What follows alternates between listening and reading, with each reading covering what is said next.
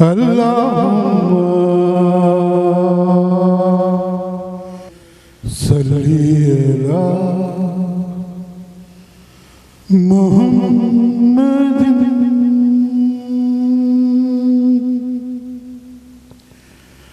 اللهم صلی علی محمد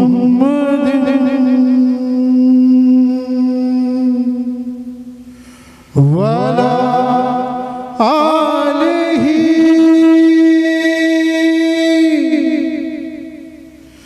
وصحابہ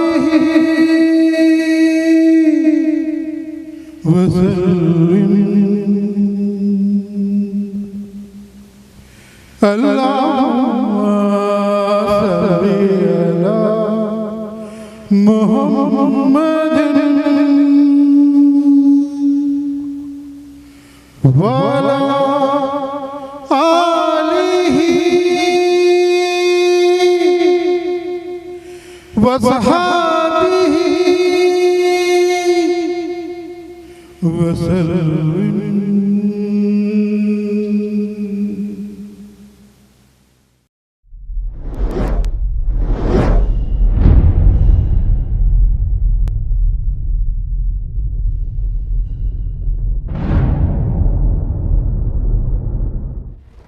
نحمده ونصلي على رسوله الكريم اما بعد فاعوذ بالله من الشيطان الرجيم بسم الله الرحمن الرحيم رب اشرح لي صدري ويسر لي امري واحلل عقدة من لساني يفقهوا قولي.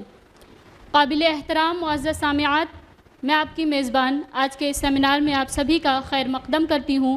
السلام علیکم ورحمۃ اللہ وبرکاتہ. آئیے ہم اپنے پروگرام کی ابتدا باضابطہ قرآن کی تلاوت سے کریں، کیونکہ اللہ سبحانہ و تعالیٰ کا فرمان ہے الا بذکر اللہ تطمئن القلوب. یہ جان لو کہ اللہ کی یاد میں ہی دلوں کا سکون ہے. For which I would like to call upon the stage Aisha Meraj, a student of class 3rd in Taqwa Islamic School. عائشہ اتنی چھوٹی عمر میں ہی ناظرہ قرآن مکمل کر کے حفظ القرآن میں انرولڈ ہیں. She is an extraordinary student who aspires perfection and desires to be victorious in both the worlds. انشاءاللہ آپ ان کی خوبصورت آواز میں قرآن کی تلاوت سے محظوظ ہوں گے. عائشہ. السلام علیکم ورحمۃ اللہ وبرکاتہ. اعوذ باللہ من الشیطان الرجیم. بسم اللہ الرحمن الرحیم. نون والقلم وما يسطرون.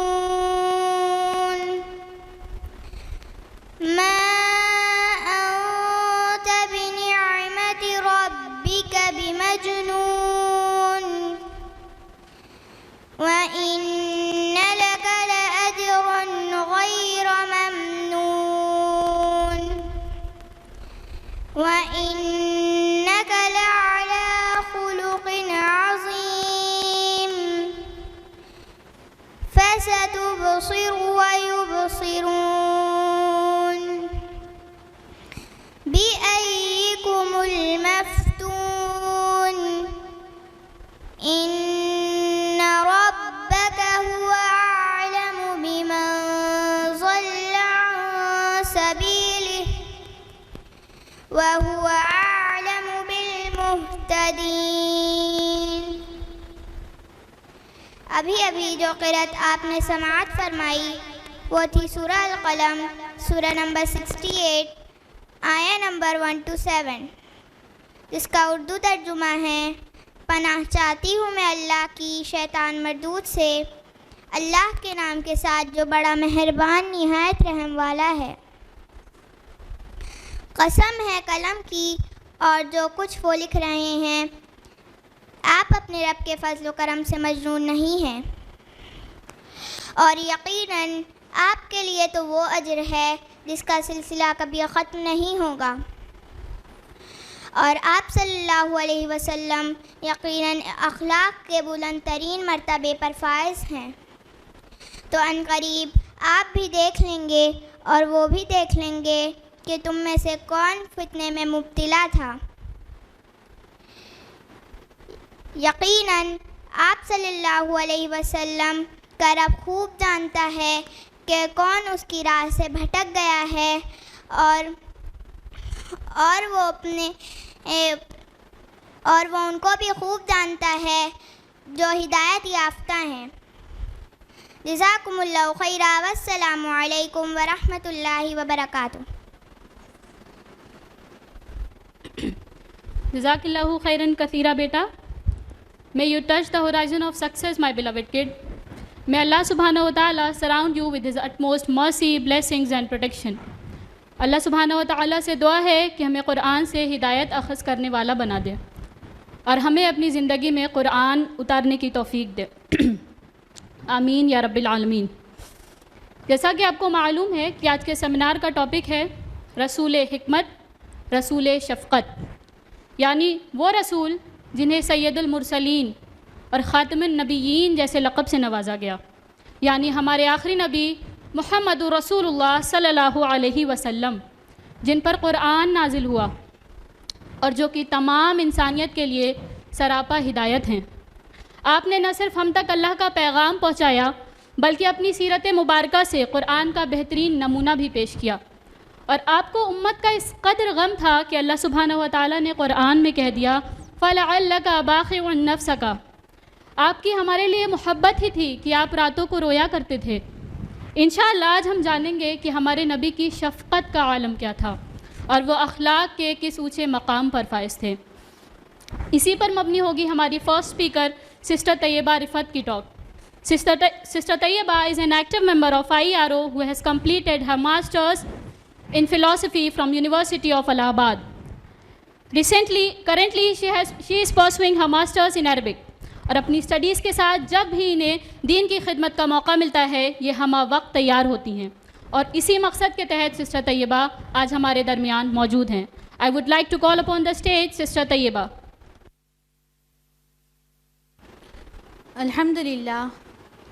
الحمدللہ رب العالمین والصلاة والسلام علی رسول کریم وعلی آلہ واصحابہ اجمعین، اما بعد۔ اعوذ باللہ من الشیطان الرجیم، بسم اللہ الرحمن الرحیم۔ لقد کان لکم فی رسول اللہ اسوۃ حسنۃ لمن کان یرجو اللہ والیوم الآخر وذکر اللہ کثیرا۔ رب اشرح لی صدری ویسر لی امری واحلل عقدۃ من لسانی یفقہوا قولی۔ میری عزیز سامعات، السلام علیکم ورحمۃ اللہ وبرکاتہ۔ کیسی ہیں آپ سب لوگ؟ الحمدللہ، امید کرتی ہوں کہ آپ سب ایمان و صحت کی بہترین حالت میں ہوں گی انشاءاللہ۔ ابھی قرآن کی کچھ چنندہ آیات اور سسٹر انسا سے آج کا عنوان جان کر آپ کو بخوبی علم ہو گیا ہوگا کہ جو آج ہماری گفتگو ہے وہ رسول اکرم صلی اللہ علیہ وسلم کی زندگی مبارک کی کچھ پہلوؤں پر مبنی ہوگی انشاءاللہ، جس کا عنوان ہے رسول حکمت، رسول شفقت۔ جب ہم رسول اللہ صلی اللہ علیہ وسلم کی سیرت کا مطالعہ کرتے ہیں تو ہم کئی اہم گوشوں سے گزرتے ہیں، جس میں سے ایک گوشہ ہے محبت کا، رحمت کا، ہمدردی کا، انسیت کا، اور ان سب الفاظوں کو اگر ایک لفظ میں پرو دیا جائے تو اس کو کہتے ہیں شفقت، اور وہی میری گفتگو کا موضوع ہے، رسول شفقت۔ اور آپ کی شفقت کے متعلق اللہ سبحانہ وتعالیٰ قرآن میں فرماتے ہیں لَقَدْ جَاءَكُمْ رَسُولٌ مِّنْ أَنفُسِكُمْ عَلَيْهِ مَا عَنِتُّمْ حَرِيصٌ عَلَيْكُمْ بِالْمُؤْمِنِينَ رَءُوفٌ رَحِيمٌ۔ تمہارے پاس تمہارے جنس سے ایک رسول آیا جس کو تمہاری تکلیف دہ چیزیں بہت گرہ گزرتی ہیں اور تمہارے فائدے کا خواہش مند ہے، اور مومنوں پر بہت بہت شفیق الرحیم ہے۔ اللہ اکبر۔ اللہ سبحانہ وتعالیٰ اس آیت کے ذریعے ہم لوگوں کا دھیان، ہم لوگوں کی توجہ اپنے اس عظیم تحفے پر دلانا چاہ رہے ہیں جو آپ نے رسول اللہ صلی اللہ علیہ وسلم کی بعثت کے ذریعے تمام خلق پر اور عموماً ایمان والوں پر فرمائی۔ اور اسی طریقے سے رسول اللہ صلی اللہ علیہ وسلم جو تھے، تو جب ان کی جو اہمیت ہے، جو ان کی ضرورت ہے، وہ ہمارے اور آپ کے لیے ایسی ہے جیسے روح کی ضرورت جسم کو ہوتی ہے، جیسے سورج کی روشنی کی ضرورت پیڑ کو ہوتی ہے، جیسے پانی کی ضرورت مچھلی کو ہوتی ہے۔ اگر روح نہ ہو تو جسم کا کیا وجود؟ اگر سورج کی روشنی نہ ہو تو کون سا ایسا پیڑ ہے جو سبزہ اگائے گا؟ اگر پانی نہ ہو تو مچھلی کا تصور ہی نہیں ہے۔ اور اسی طریقے سے اگر آپ کی بعثت نہ ہوتی، آپ کی حکمت، آپ کی شفقت، آپ کا پورا وجود ہی نہ ہوتا، آپ ہوتے ہی نہیں، تو آج انسانیت کا کیا حال ہوتا ہم اس کا تصور بھی نہیں کر سکتے۔ آپ کی عظیم الشان ہماری اس چھوٹی سی عقل میں نہیں سما سکتی۔ اس کو ایک بہت حقیر سے اگزامپل کے ذریعے سمجھتے ہیں کہ جیسے ہم کوئی کوسچن سولو کر رہے ہو میتھ کا، اور ایک نیا فارمولا آ گیا، ہم کو نہیں پتہ کہ ہمیں اس کو کہاں پر کیسے اپلائی کرنا ہے، اس کی کیا رولس ہیں، تو ہم کو کس چیز کی ضرورت پڑتی ہے؟ اگزامپل کی ضرورت پڑتی ہے۔ بک میں ہی اگزامپل دیا ہوا ہوتا ہے، ہم اس کو دیکھتے ہیں، سمجھتے ہیں، اور پھر سمجھ آتا ہے کہ ہاں اس فارمولے کو کہاں پر کس کوسچن میں اپلائی کرنا ہے، کس طریقے سے ہمیں اس کا یوز کرنا ہے۔ اور ہماری فطرت تو ہمارا رب نہیں جانے گا تو کون جانے گا؟ ہمارے خالق نے جب ہم کو اس دنیا میں بھیجا، ہمارے لیے قرآن جیسی عظیم کتاب بھیجی، اس میں زندگی کا ہمارا پورا ساز و سامان اکٹھا کر دیا، ہمارا پورا سرمایہ اس قرآن میں دے دیا، پوری شریعت نافذ فرما دی، اور پھر وہ کوئی نمونہ نہ بھیجتا اس لیے تاکہ وہ ہم کو بتائے کہ ہمیں قرآن پر کس طریقے سے عمل کرنا ہے، کہاں پر کون سی چیز کس طریقے سے اپلائی کرنا ہے۔ تو اس طریقے سے ہمیں ضرورت ہے اپنے رسول اکرم کی، اور رسول اللہ صلی اللہ علیہ وسلم نے قرآن پر اس طریقے سے عمل کر کے دکھایا، اللہ کے فرمان کو اس طریقے سے نافذ فرمایا کہ اللہ سبحانہ وتعالیٰ خود قرآن میں کہہ دیے، فرما اٹھے سورہ احزاب سورہ نمبر 33 آیت نمبر 21 میں، لَقَدْ كَانَ لَكُمْ فِي رَسُولِ اللَّهِ اُسْوَةٌ حَسَنَةٌ، کہ اللہ کے رسول میں تمہارے لیے ایک عمدہ نمونہ موجود ہے، عمدہ نمونہ موجود ہے۔ اور اسی کو آپ کی پیاری زوجہ محترمہ اور ہماری آپ کی امت المومنین حضرت عائشہ رضی اللہ عنہ مسند احمد کی حدیث میں درج ہے، حدیث نمبر 1602، جس میں حضرت عائشہ رضی اللہ عنہ سے دریافت فرمایا جاتا ہے کہ ان سے پوچھا جاتا ہے کہ رسول اللہ صلی اللہ علیہ وسلم کا جو کردار تھا وہ کیسا تھا، تو آپ فرماتے ہیں کہ کیا تم نے قرآن نہیں پڑھا؟ آپ کا کردار ہو بہو قرآن تھا، نہ ایک ذرہ اوپر نہ ایک ذرہ نیچے، سیم ایز ٹو ایز قرآن۔ اللہ اکبر۔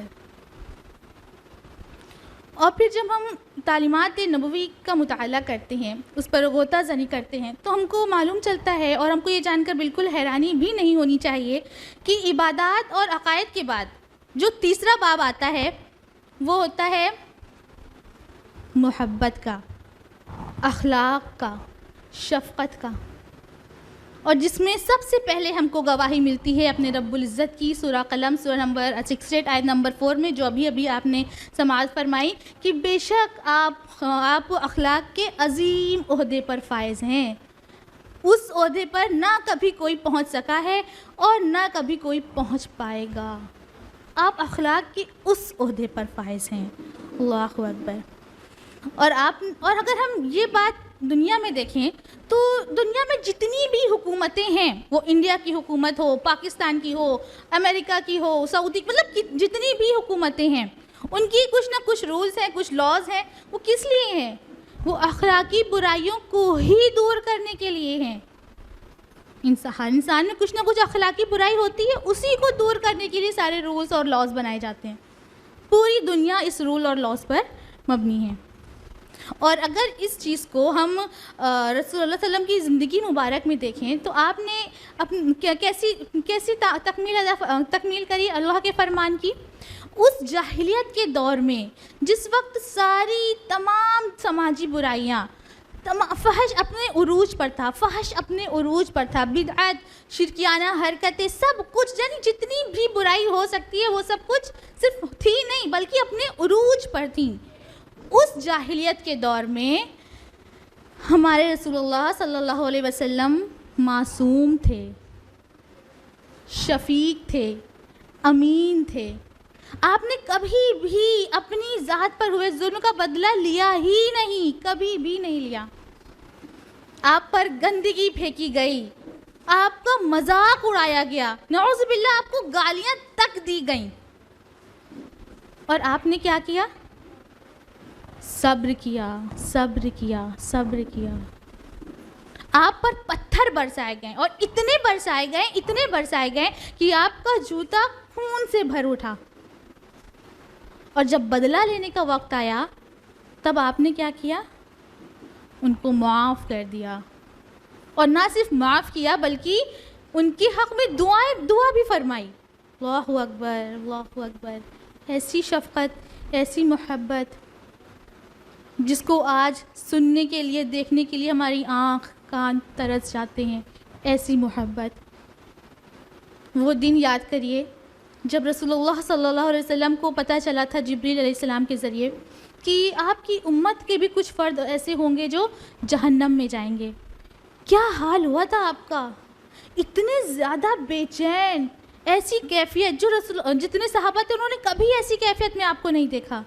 آپ مسجد نبوی کے بغل میں ایک حجرہ تھا، آپ وہاں جاتے، پھر حجرے سے نکلتے، نماز کا وقت ہوتا، نماز پڑھاتے، پھر حجرے میں چلے جاتے ہیں، پھر اگلے نماز کا وقت ہوتا، پھر آتے نماز پڑھاتے، پھر حجرے میں چلے جاتے. لوگوں سے ملنا جلنا تک آپ نے چھوڑ دیا تھا. 3 دن تک یہی حال تھا. صحابہ بڑے پریشان ہو اٹھے. انہوں نے سوچا کہ یا اللہ، ایسی کون سی کیفیت طاری ہو گئی ہمارے رسول پر کہ وہ نہ ہم سے مل رہے ہیں، نہ ہم سے بات کر رہے ہیں، بس آتے ہیں، نماز پڑھاتے ہیں، پھر چلے جاتے ہیں. سب سے پہلے حضرت ابوبکر رضی اللہ عنہ جاتے ہیں، آپ کا دروازہ کھٹکھٹاتے ہیں، سلام کرتے ہیں، کوئی جواب نہیں ملتا. پھر عمر فاروق رضی اللہ عنہ جاتے ہیں، یہی عمل دہراتے ہیں، کوئی جواب نہیں آتا. پھر سلمان فارسی رضی اللہ عنہ جاتے ہیں، یہی عمل دہراتے ہیں، آپ کو بھی کوئی جواب نہیں ملتا. پھر حضرت علی رضی اللہ عنہ سوچتے ہیں کہ کیوں نہ ایک بار آپ کی بیٹی کو بھیج کر دیکھا جائے، یعنی حضرت فاطمہ رضی اللہ عنہ کو. پھر ان تک یہ معاملہ پہنچتا ہے، ساری بات بتائی جاتی ہے. پھر فاطمہ رضی اللہ عنہ آتی ہیں، دروازہ کھٹکھٹاتی ہیں، اور تو پھر سلام کرتی ہیں تو جواب آتا ہے سلام کا. رسول اللہ صلی اللہ علیہ وسلم ان کو اندر بلاتے ہیں تو حضرت فاطمہ رضی اللہ عنہ پوچھتی ہیں کہ اے ابا جان، کیا ہو گیا ہے آپ کو؟ ایک کیسی کیفیت طاری ہو گئی ہے آپ کی؟ نہ ہی آپ کسی سے ملنے جا رہے ہیں، نہ ہی کوئی آپ سے ملنے آ رہا ہے تو آپ اس سے مل رہے ہیں. آپ بس حجرے سے نکل رہے ہیں، پھر حجرے میں آ رہے ہیں، پھر حجرے سے نکل رہے ہیں، پھر حجرے میں آ رہے ہیں. تو رسول اللہ صلی اللہ علیہ وسلم کی آنکھوں سے آنسو طاری ہو جاتے ہیں. آپ رونے لگتے ہیں اور کہتے ہیں کہ فاطمہ، مجھے جبریل نے بتایا ہے کہ میری بھی امت کے کچھ لوگ ایسے ہوں گے جن کو جنت میں داخل کر دیا جائے گا، جہنم رسید کر دی جائے گی. اور یہ کہہ کر آپ پھر سے سجدے میں گر جاتے ہیں اور زاروں قطار رونے لگتے ہیں، زاروں قطار رونے لگتے ہیں. تبھی پھر ایک آیت نازل ہوتی ہے، وَلَسَوْفَ يُعْطِيكَ رَبُّكَ فَتَرْضَىٰ، ان قریب آپ کا رب آپ کو راضی کر لے گا. سبحان اللہ، یہ عظیم الشان ہے آپ کی کہ جس رب کے آگے ہم فقیروں کی طرح اپنی جھولی پھیلا کر کہتے ہیں کہ اللہ سبحانہ وتعالیٰ ہم کو معاف کر دیجئے، ہم سے راضی ہو جائیے، ہم کو بخش دیجئے، اور ہم اسی قابل ہیں کہ ہم اسی طریقے سے بیٹھ کر گرائیں. وہی رب، وہی ہمارا خالق اپنے محبوب سے کہہ رہا ہے کہ روزہ قیامت وہ اس کو راضی کر لے گا. اللہ اکبر. جب رسول اللہ صلی اللہ علیہ وسلم یہ آیت سنتے ہیں تو ان کے چہرے پر خوشی دور پڑتی ہے، اور فاطمہ رضی اللہ عنہ سمجھ جاتی ہیں، کہتی ہیں کہ اے ابا جان، ابھی تو آپ غمگین تھے، اب آپ کے چہرے سے خوشی صاف جھلک رہی ہے. تو پھر آپ رسول اللہ صلی اللہ علیہ وسلم فرماتے ہیں کہ فاطمہ، میرے رب نے مجھ سے وعدہ کیا ہے کہ وہ روزہ قیامت مجھے راضی کر لے گا، اور قسم اس ذات کی جس کے ہاتھ میں میری جان ہے، میں اس وقت تک راضی نہ ہوں گا جب تک میری قوم کا میری امت کا ایک فرد بھی بچا رہے گا، بشرط وہ ایمان والا ہو، مشرک نہ ہو. یہ محبت، یہ شفقت کہاں دیکھنے کو ملے گی آج؟ یہ وہ ہم کو جانتے بھی نہیں تھے، آپ کو جانتے بھی نہیں تھے ہمارے رسول اکرم، پھر بھی ہم لوگوں کے لیے آپ نے اپنے دن کا سکون، رات کی نیند ترک کر کے رکھی ہوئی تھی، اور اس کے بدلے میں ہمارا طرز عمل کیا ہے، ہماری محبت کا کیا حال ہے؟ ایک بار اس پر بھی نظر ثانی کریں۔ ہماری محبت کا یہ حال ہے کہ آج چھوٹی سنت ہو یا کوئی بڑی سنت ہو، ہم یہ کہہ کر ترک کر دیتے ہیں کہ ارے سنت ہی تو ہے، نہیں کریں گے تو کون سا ہمیں گناہ مل جائے گا، فرض تھوڑی ہے جو کرنا ضروری ہے، چھوڑو ہٹاؤ۔ یہ ہے ہماری اور آپ کی محبت، اور وہ تھی ہمارے رسول اکرم کی محبت۔ اسی طریقے سے ایک بار رسول اللہ صلی اللہ علیہ وسلم اپنے کچھ صحابہ کے ساتھ کہیں جا رہے ہوتے ہیں، اور آپ کے دست مبارک پر ایک موٹی چادر پڑی ہوئی ہوتی ہے، رکھی ہوئی ہوتی ہے، جو کہ کافی ہارڈ چیز سے بنی تھی، تو سخت چیز سے بنی تھی، تو اور کافی ویٹ بھی تھا اس میں۔ پیچھے سے ایک بدو آتا ہے، بدو شخص آتا ہے اور اس چادر کو گھسیٹتا ہے، اور اس طریقے سے گھسیٹتا ہے کہ آپ رسول اللہ صلی اللہ علیہ وسلم کی گردن مبارک پر اس کے نشان ظاہر ہونے لگتے ہیں، یعنی کچھ ریشز پڑ جاتے ہیں یا پھر کچھ چھل سا جاتا ہے، اس طریقے سے گھسیٹتا ہے۔ اور پھر کیا کہتا ہے؟ اور پھر کہتا ہے کہ اے اللہ کے رسول، اللہ نے جو مال آپ کو دے رکھا ہے اس میں سے کچھ حصہ مجھے بھی دے دیجیے۔ یعنی کہ وہ شخص، وہ دیہاتی شخص ایک سوالی بن کر آیا تھا، وہ کچھ مال کا سوال کر رہا تھا، اور طریقہ کیا تھا اس کا کہ امام الانبیاء کے دست مبارک سے چادر گھسیٹ لی۔ اور آپ نے کیسے اس کا جواب دیا؟ آپ نے مسکرا دیا، اور ایک صحابی سے فرمایا کہ جاؤ فلاں مال میں سے اس کو جو چاہیے دے دو۔ یہ تھا آپ کا طرز عمل، یہ تھی آپ کی تربیت جو ہم تک پہنچی، اور ہم اس پر اس طریقے سے عمل کر رہے ہیں کہ ہم کہیں پر کھڑے ہوں اور پیچھے سے ہماری کسی بہن سے دھکا لگ جائے تو ہمارا فرسٹ سینٹنس کیا ہوتا ہے؟ اندھی ہو کیا؟ دیکھ کر نہیں چل سکتی، دھکا مار کے چلی گئی۔ یہ ہوتا ہے ہمارا فرسٹ سینٹنس۔ تو ہم ایک بار دیکھیں کہ ہم تک کیا تربیات پہنچائی گئیں، اور ہم کس کی تربیت پر عمل کر رہے ہیں۔ اور جب ہم بات کریں صحابہ اکرام کی، تو اللہ صحابہ اکرام نے آپ کی تربیات پر، آپ کی نصیحتوں پر عمل کرنے کے لیے ایسی ہوڑ مچائی، ایسی مثالیں پیش کریں کہ اللہ کی قسم قیامت کے صبح تک ہمارے اور آپ کے لیے ایسی مثالیں پیش کرنا محال ہے۔ ایک چھوٹا سا اگزامپل دیکھیے ابو بکر رضی اللہ عنہ کا، جب عفق کا واقعہ ہوا اور حضرت عائشہ رضی اللہ عنہ کے ساتھ، تو آپ کو جانتے ہی ہوں گے، آپ سب کو علم ہوگا انشاءاللہ۔ تو ریومرز اسپریڈ کرنے میں کچھ 2 صحابہ اور ایک صحابیہ بھی شامل ہو گئی تھی، جس میں سے ایک صحابہ تھے مستر رضی اللہ عنہ، اور ان کی کفالت کا ذمہ تھا حضرت ابو بکر رضی اللہ عنہ پر۔ تو جب ابو بکر رضی اللہ عنہ کو پتہ چلا کہ مستر رضی اللہ عنہ بھی کسی طریقے سے ان افواہوں کو پھیلانے میں شامل ہو گئے ہیں، تو آپ کو بڑی تکلیف ہوئی، بڑی گرہ گزری۔ اور کوئی بھی والد ہوگا اس کے ساتھ یہی ہوگا نا، کہ آپ کی اتنی پیاری بیٹی، اور نہ صرف آپ کی بیٹی بلکہ رسول اکرم کی سب سے پیاری بیوی، ان پر کچھ لوگوں نے، کچھ منافقوں نے الزام لگایا، اور کچھ صحابہ بھی جن کی کفالت خود ابو بکر رضی اللہ عنہ کے ہاتھ میں تھی، وہ اس افواہوں کو پھیلانے میں شامل ہو گئے، تو آپ کو بڑی گرہ گزری، اور آپ نے کفالت بند کر دی۔ اور پھر جیسے ہی رسول اللہ صلی اللہ علیہ وسلم کے منہ سے وہ آیت سنی، یہ آیت نازل ہوئی سورہ نساء کی، کہ تم لوگ، اللہ فرماتا ہے تو تم لوگوں کو معاف کر دو، کیا تم نہیں چاہتے کہ اللہ تم کو معاف کر دے؟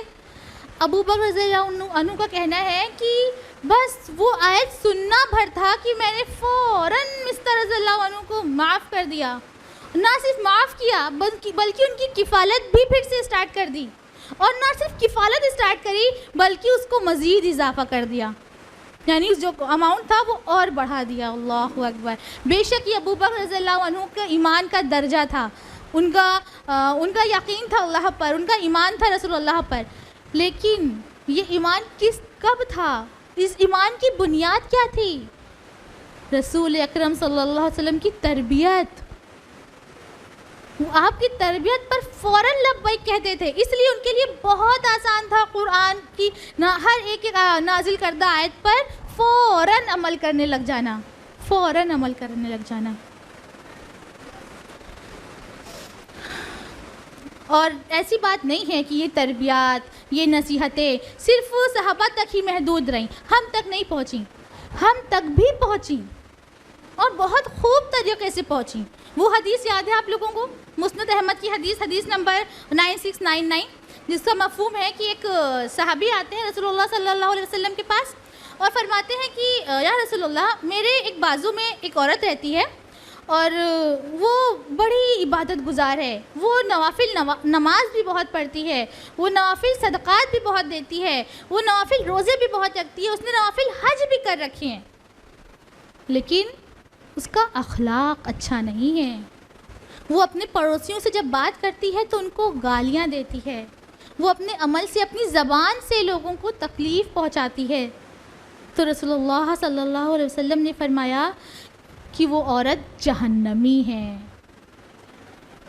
وہ صحابی پھر سے کہتے ہیں کہ یا رسول اللہ، میرے دوسرے بازو میں ایک اور عورت رہتی ہے، وہ صرف فرض پر عمل کرتی ہے، وہ نماز بھی صرف فرض پڑھتی ہے، وہ روزے بھی صرف فرض رکھتی ہے، اس نے حج بھی صرف فرض کر رکھا ہے، وہ زکوٰۃ بھی صرف فرض، جتنا فرض ہے اتنا ہی ادا کرتی ہے، لیکن اس کا اخلاق بڑا اچھا ہے، وہ کبھی کسی کو اپنی زبان سے تکلیف نہیں پہنچاتی، وہ غمگین لوگوں کی بڑی دلجوئی کیا کرتی ہے۔ رسول اللہ صلی اللہ علیہ وسلم فرماتے ہیں کہ بے شک وہ عورت جنتی ہے۔ اللہ اکبر، یہ مقام رکھا ہمارے اللہ نے ہمارے دین میں اخلاق کا۔ اور وہ حدیث ہے نا ترمذی کی حدیث نمبر 1162، جس کا مفہوم ہے کہ رسول اللہ صلی اللہ علیہ وسلم فرماتے ہیں کہ ایمان والوں میں کامل ایمان والا شخص وہ ہے جس کا اخلاق اچھا ہے۔ اس حدیث کے دو پہلو ہم لوگوں کو صاف صاف نظر آ رہے ہیں، ایک تو یہ کہ ایمان والوں میں بھی کئی درجات ہیں، اور جو کامل ایمان والا ہے وہ اس کا اخلاق بہت اچھا ہے۔ اور دوسرا پہلو یہ ہے اس حدیث کا کہ ایمان والوں میں ہی کچھ لوگ ایسے بھی موجود ہیں جن کا اخلاق اچھا نہیں ہے۔ تو ہم ایک بار خود کو دیکھیں، اور صرف خود کو ہی دیکھیں کہ ہم کہاں پر ٹیلی کر رہے ہیں، ہم کس کیٹیگری میں بلانگ کر رہے ہیں، کس کیٹیگری میں بلانگ کر رہے ہیں۔ اور اسی طریقے سے یہ جو ساری چیزیں ہیں، جیسے ابھی اخلاق کی باتیں ہو گئیں، کچھ تربیتیں ہو گئیں، کچھ نصیحتیں ہو گئیں، یہ ان لوگوں کے سمجھ میں آنے والی ہے جو تھوڑی سی عقل رکھتے ہیں، تھوڑی سمجھ رکھتے ہیں، دیکھ کر سن کر سمجھ سکتے ہیں کہ کیا حق ہے اور کیا باطل ہے۔ وہیں ہم دوسری طرف آئیں تو ہم غور کریں تھوڑا، تو ہمیں یہ دکھائی دیتا ہے، یہ معلوم چلتا ہے کہ ہماری قوم کا ایک حصہ ایسا بھی ہے جو ابھی لاشعور ہے، جو ابھی دیکھ کر سن کر نہیں سمجھ سکتا کہ کیا حق ہے کیا باطل ہے۔ وہ ہماری اور آپ کی تربیات کا، ہماری نصیحتوں کا محتاج ہے۔ گیس کریے کون سا حصہ ہے ہماری قوم کا؟ وہ ہماری قوم کے بچے ہیں، بچے لاشعور ہوتے ہیں نا، وہ ہم اور آپ ہی تو مل کر ان کی تربیت کرتے ہیں نا، ان کو سمجھاتے ہیں کہ یہ صحیح ہے یا غلط ہے۔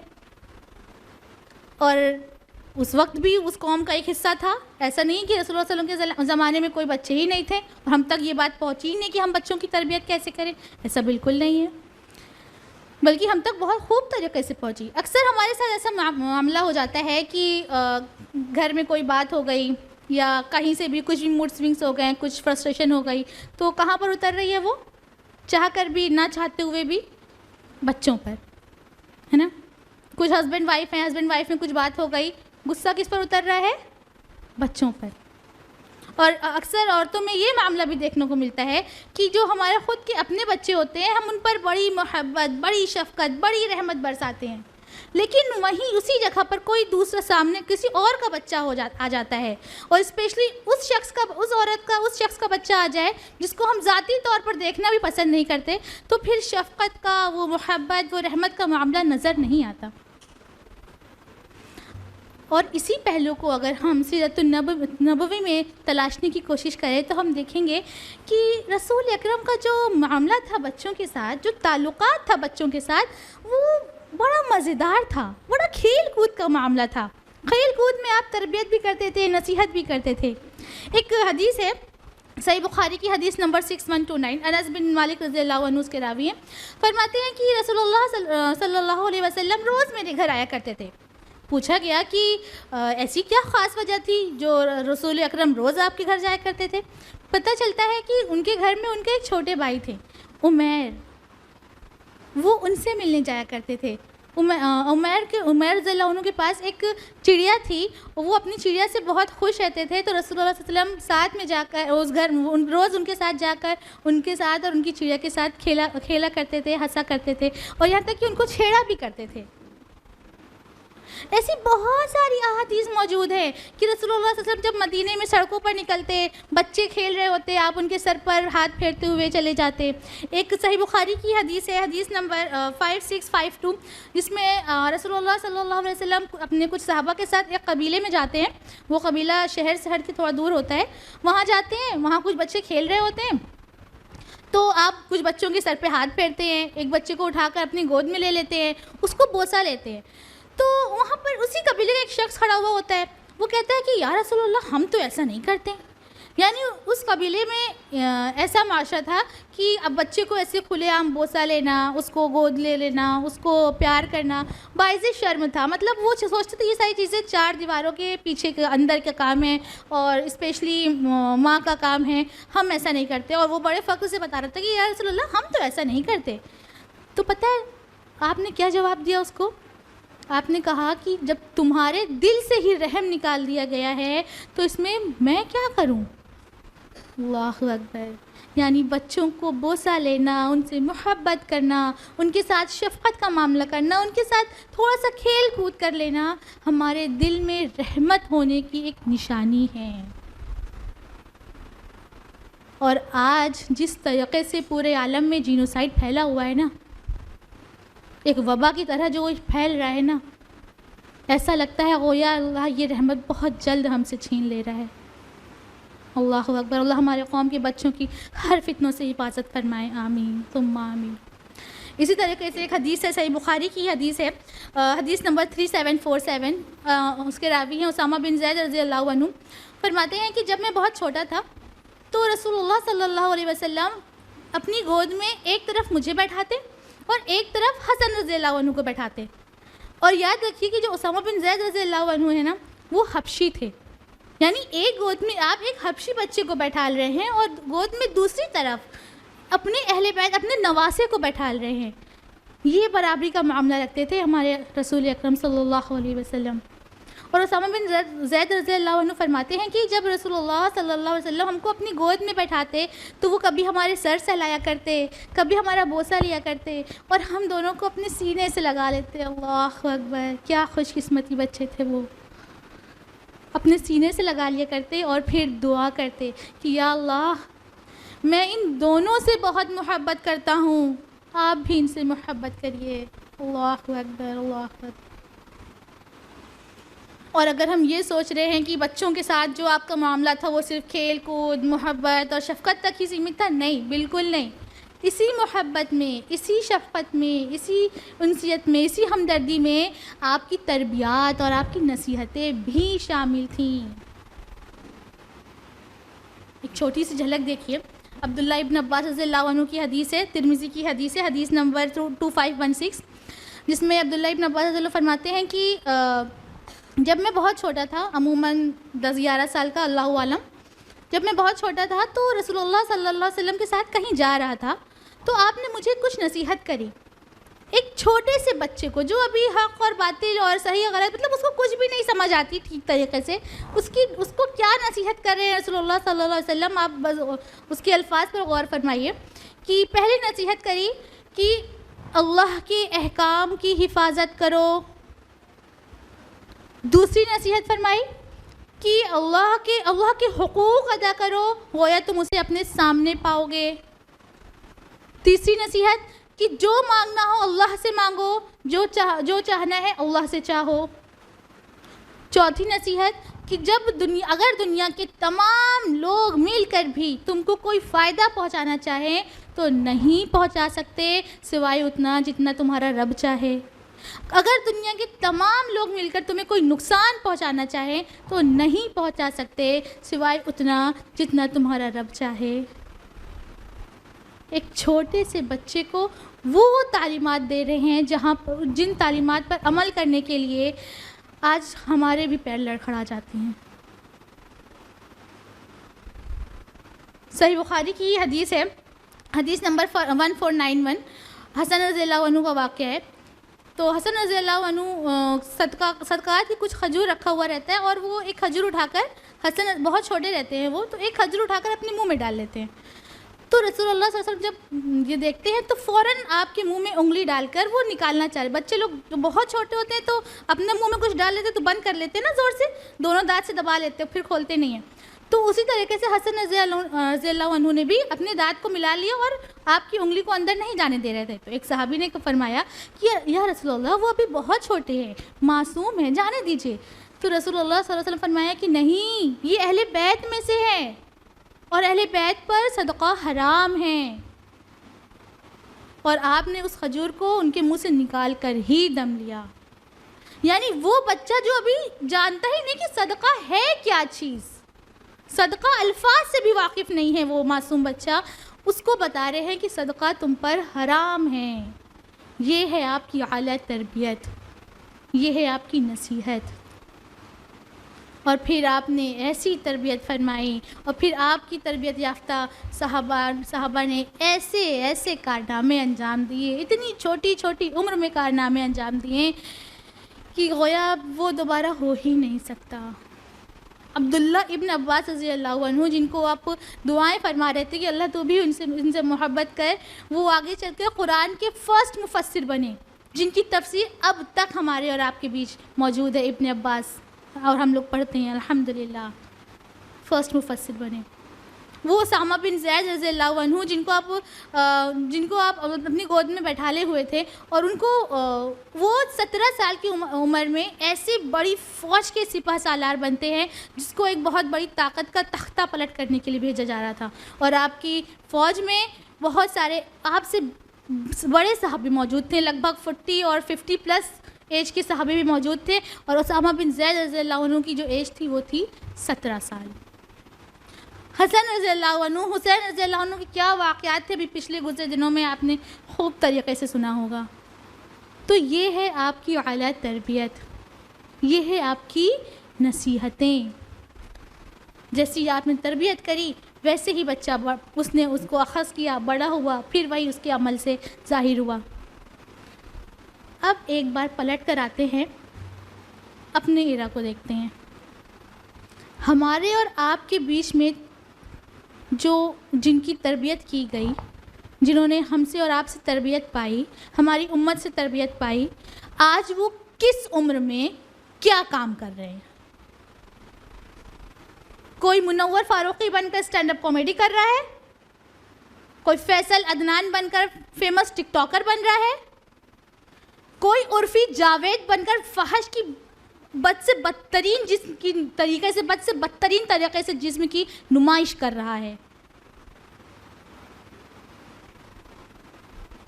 اگر ہماری جنریشن اسپیشلی جنریشن زی جس کو ہم بولتے ہیں، جو ہمارا یوتھ ہے، جو ہمارے ینگسٹرز ہیں، وہ اگر اپنے ٹریک سے اتر گئے ہیں تو اس کا ذمہ دار کون ہے؟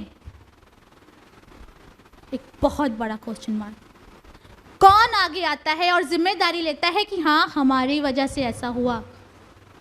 کون ہے اس کا ذمہ دار؟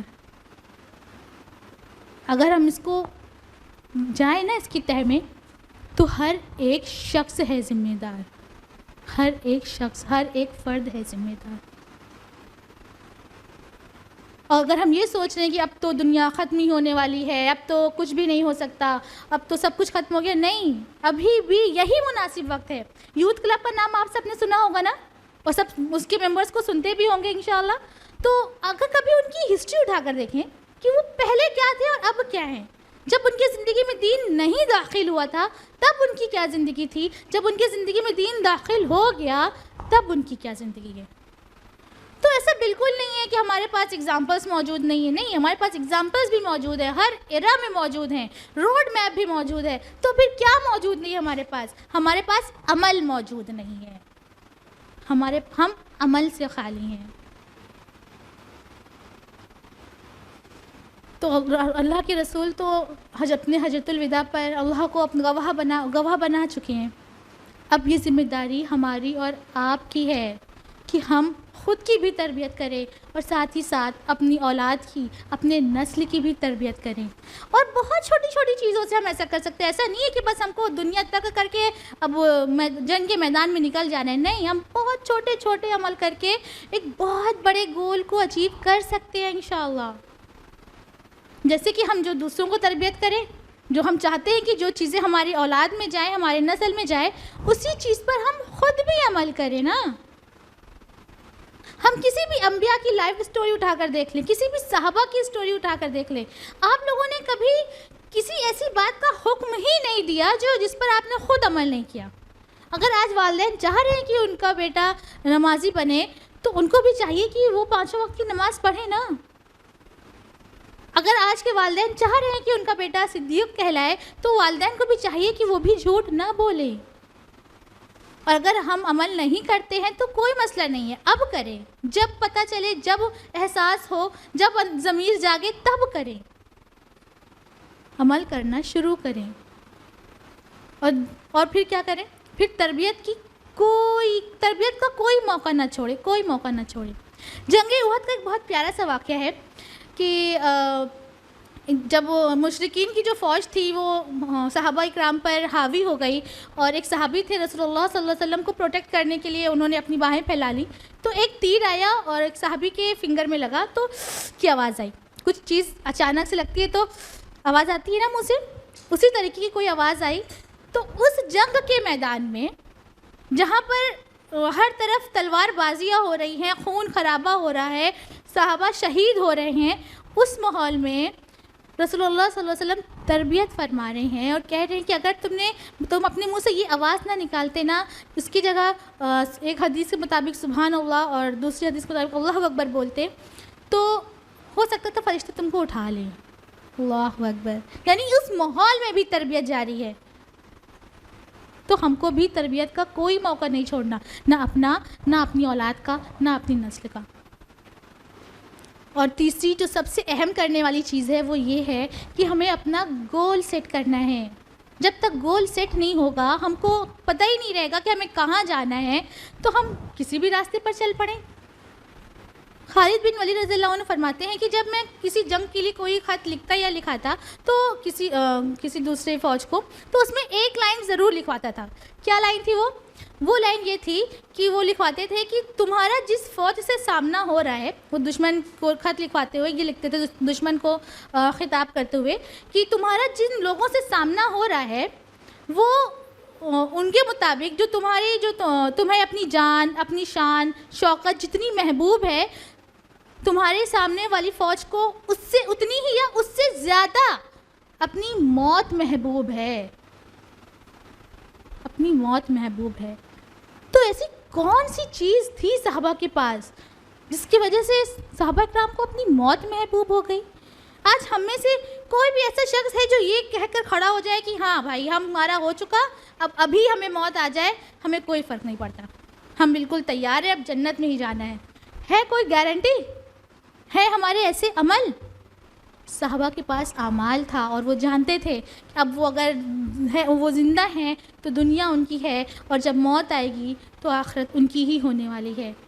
تو ہم بھی اپنا گول سیٹ کریں اور سکھائیں اپنے بچوں کو کہ یہ دنیا ہی ہے جس کے ذریعے ہم کو آخرت کمانی ہے، اور صرف یہ دنیا ہی ایک ذریعہ ہے جس کے ذریعے ہم کو آخرت کمانی ہے. نہ صرف دنیا کے پیچھے پڑ جانا ہے، دنیا دنیا دنیا، نہیں، اسی دنیا کے ذریعے آخرت کمانی ہے. اور یہ گول ہم کو بھی اپنا سیٹ کرنا ہے، اور اپنے بچے جو ہمارے چھوٹے ہیں، بہت چھوٹے ہیں، بہت زیادہ چھوٹے ہیں، ان کو بھی یہی گول سیٹ کر کے دینا ہے، ان کو یہی نظریہ دینا ہے کہ تم اس نظریے سے سوچو. اور انشاءاللہ اگر ہم ان چھوٹی چھوٹی بات پر چھوٹے چھوٹے تربیت پر عمل کریں، چھوٹی چھوٹی نصیحتوں کو اخذ کریں، تو وہ دن دور نہیں ہے جب دنیا پھر سے ناک رگڑتی ہوئی ہمارے پیچھے آئے گی انشاءاللہ انشاءاللہ۔ ایک چھوٹی سی بہت پیاری سی حدیث کے ساتھ میں اپنی گفتگو اختتام کرنا چاہوں گی۔ حدیث ہے مسند احمد کی جلد 3 صفحہ نمبر 155، جس کا مفہوم ہے کہ ایک بار صلی اللہ علیہ وسلم صحابہ کے بیچ میں بیٹھے تھے اور فرماتے ہیں کہ میں عنقریب ہی اپنے بھائیوں سے ملنا چاہتا ہوں۔ تو صحابہ نے کہا کہ یا رسول اللہ، ہم ہی آپ کے بھائی ہیں نا، ہم تو سامنے موجود ہیں۔ تو رسول اللہ صلی اللہ علیہ وسلم نے فرمایا کہ نہیں، تم تو میرے صحابہ ہو، تم لوگوں نے مجھے دیکھا اور پھر مجھ پر ایمان لائے۔ میرے بھائی تو وہ ہیں جنہوں نے مجھ کو نہیں دیکھا ہوگا پھر بھی مجھ پر ایمان لائیں گے۔ اللہ اکبر، یعنی وہ ہماری اور آپ کی اس نسل کی ان نسلوں کی بات کر رہے تھے جن میں آپ نہیں موجود ہیں۔ تو ہم بھائی تو نہیں بن سکتے، جینڈر کے حساب سے بن سکتا ہے کیا کوئی یہاں پر بھائی؟ نہیں نا۔ تو ہم سب انشاءاللہ بہن کی حیثیت سے رہیں گے، اور میں امید کرتی ہوں کہ ہم سب انشاءاللہ روزہ قیامت آخرت میں رسول اللہ صلی اللہ علیہ وسلم کی بہن کی حیثیت سے جنت میں داخل ہوں گے اور وہاں آپ سے ملاقات کریں گے انشاءاللہ انشاءاللہ۔ السلام علیکم ورحمۃ اللہ وبرکاتہ، وآخر دعوانا الحمد للہ رب العالمین۔ جزاک اللہ خیراً کثیرہ سسٹر۔ اللہ سبحانہ و تعالیٰ آپ کی کاوشوں کو قبول کرے اور آپ کو دنیا و آخرت میں اجر عظیم سے نوازے۔ ماشاءاللہ بہت خوبصورت انداز میں آپ نے بتایا کہ کس قدر ہمارے نبی اپنی امت سے محبت کرتے تھے، اور خصوصاً آپ کی توجہ بچوں کی تربیت پر ہوتی تھی، جس کا نتیجہ یہ تھا کہ آپ سے تربیت یافتہ اصحاب نے چھوٹی عمر میں ہی بڑے کارنامے سر انجام دیے۔ تو ہمیں چاہیے کہ ہم خود اس پر عمل پیرا ہوں، یعنی دوسروں کے ساتھ شفقت، محبت اور رحمت کا معاملہ کریں، اور اسی نہج پر آنے والی نسلوں کو تیار کریں، جس کے لیے ہمیں اپنے نبی کی سیرت کے ہر پہلو کا احاطہ کرنا ہوگا، بالخصوص حکمت کے پہلو کا، کیونکہ ہمارے نبی کا ہر عمل پر حکمت تھا۔ اور سیرت کے اسی ایسپیکٹ پر بیس ہوگی ہماری نیکسٹ اسپیکر، یعنی ہماری جماعت کی امیرہ مسز اسما شمس کی ٹاک۔ مسز شمس IRO لیڈیز ونگ کی پریزیڈنٹ ہونے کے ساتھ تقویٰ اسلامک اسکول کی پرنسپل بھی ہیں۔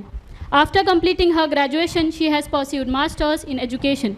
Recently she has completed Hare masters in Arabic. Now she has been aspiring to pursue PhD so that she may explore deeply the real essence of the Quran۔ اور جتنے بھی ladies programme conduct کرائے جاتے ہیں وہ میم ہی کی زیر نگرانی تیار کرائے جاتے ہیں۔ تو اب میں آپ کا زیادہ وقت نہ لیتے ہوئے میم سے ریکویسٹ کرتی ہوں کہ وہ اسٹیج پر آئیں اور اپنی ٹاک سے ہمیں انلائٹن کریں۔ الحمدللہ وکفی علی عبادہ الذین اصطفیٰ، خصوصاً علی افضلہم وخاتم النبیین محمد الامین وعلی آلہ واصحابہ اجمعین، اما بعد، واعوذ باللہ من الشیطان الرجیم، بسم اللہ الرحمن الرحیم۔ کما ارسلنا فیکم رسولا منکم یتلو علیکم آیاتنا ویزکیکم ویعلمکم الکتاب والحکمہ ویعلمکم ما لم تکونوا تعلمون۔ بسم اللہ الرحمن الرحیم۔ رب اشرح لی صدری ویسر لی امری واحلل عقدۃ من لسانی یفقہوا قولی۔ میری عزیز سامعات، آپ سبھی کا تہہ دل سے خیر مقدم ہے۔ السلام علیکم ورحمۃ اللہ وبرکاتہ۔ جیسا کہ بخوبی آپ کے علم میں آ چکا کہ آج کے اس سیمینار کا موضوع ہے رسول حکمت، رسول شفقت، اور ابھی آپ نے سسٹر طیبہ سے رسول شفقت موضوع پر ان کی گفتگو سماعت فرمائی، اور اب میری گفتگو کا موضوع ہوگا رسول حکمت۔ سب سے پہلے موضوع میں آئے لفظ حکمت کا معنی جان لیتے ہیں۔ عربی زبان کا یہ لفظ حکمت، اس کا قریب المعنی لفظ انگریزی زبان میں ہے وزڈم۔ جی ہاں، قریب المعنی ہے، ایگزیکٹ میننگ نہیں ہے۔ یہ عربی زبان کے 3 لیٹرڈ روٹ سے آیا ہے، ہا، काफ मीम, जिसे हिकमत भी है, हुक्म भी है, हाकिम भी है, हकम भी है। ये सारे अल्फाज उसी रूट के हैं। और हिकमत लफ्ज़ यूँ तो मारूफ़ है सबके नज़दीक, लेकिन उसका मुकम्मल माना और मफ़हूम सबके नज़दीक इतना भी मारूफ़ नहीं। लिहाजा मेरा इरादा है कि आपको मौलाना हमीदुद्दीन फ़राही रहमहुल्लाह की कलम से हिकमत का जो माना दिया गया मुफ़रदातुल क़ुरआन में वो बता दूँ। तो मौलाना हमीदुद्दीन फ़राही साहब लिखते हैं, हिकमत का माना कुछ इस तरह, हिकमत ताबीर है उस क़ुव्वत और सलाहियत की जिसके मुताबिक इंसान अपने मामलात का फ़ैसला हक़ के ऊपर करता है। लिहाजा हिकमत एक्चुअली लफ्ज़ हिकमत हमारी जो क़ुव्वत और सलाहियत होती है फ़ैसला करने की, उसकी समरात में से है। उसी तरह हिकमत लफ्ज़ के समरात में से अखलाक की पाकीज़गी और किरदार की बुलंदी भी है। अहले अरब हिकमत लफ्ज़ हर उस जगह पर इस्तेमाल करते थे जहाँ पर अक्ल और राय की पुख्तगी के साथ साथ अखलाक और शराफत भी मज़कूर हो। लिहाजा हकीम उस शख्स को कहते हैं जो इंसान ना सिर्फ क़ुव्वत फ़ैसला की सलाहियत रखता हो बल्कि पाकीज़गी अखलाक भी रखता हो। और हिकमत इस चीज़ का नाम है कि जो बात अक्ल और दिल के नज़दीक बिल्कुल वाज़ेह हो उसको हिकमत से ताबीर करते हैं। यानी हमें फिर से शॉर्ट में बोलना पड़ेगा कि हिकमत सिर्फ़ अक्ल से ताल्लुक़ नहीं रखती बल्कि दिल या अखलाक से भी इसका ताल्लुक़ है। अगर और सिंपल करके बताना चाहें तो कहना होगा कि what to do, why to do, on whom to be done and where to do, to comprehend all these things along with all moral values is called hikmah। कब क्या कैसे और किस पर करना है इसको समझना और अखलाक के साथ उसको करना, ये हिकमत कहलाता है।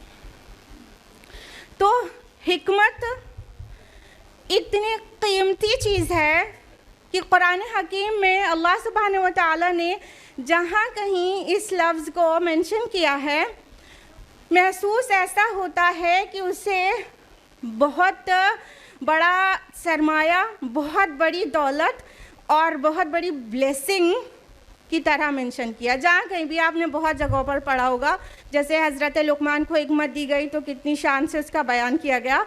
और सबसे अहम आयत लफ्ज़ हिकमत के ऊपर है कुरान हकीम की सूरह बकरा सूरह नंबर 2 आयत नंबर 269।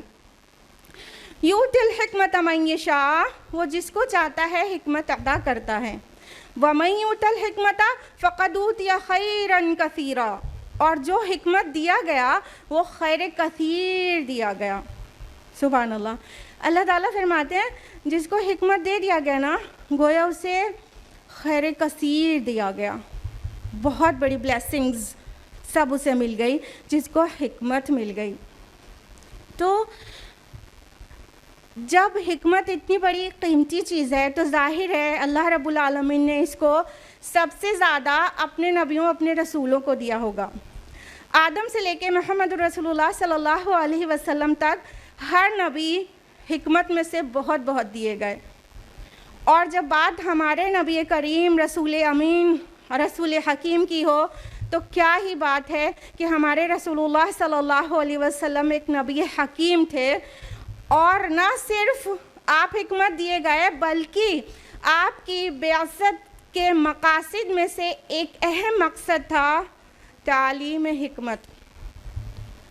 कुरान मजीद में no less than 4 different places पर अल्लाह ताला ने इस बात को मेंशन किया है। जैसा कि सूरह बकरा सूरह नंबर 2 आयत नंबर 151 में फरमाया, यतलू अलैकुम आयातिना व युज़क्कीकुम व युअल्लिमुकुमुल किताब वल हिकमा, वो तुम पर हमारी आयात की तिलावत करता है, तुम्हारा तज़किया करता है, तुम्हें किताब और हिकमत की तालीम देता है। नबी सल्लल्लाहु अलैहि वसल्लम के बिअसत के जो मकासद हैं उनमें से एक मकसद बताया जा रहा है तालीम हिकमत। और ये औसाफ जो हमारे नबी के हैं वो असल में इब्राहीम अलैहिस्सलाम की दुआ का जवाब है।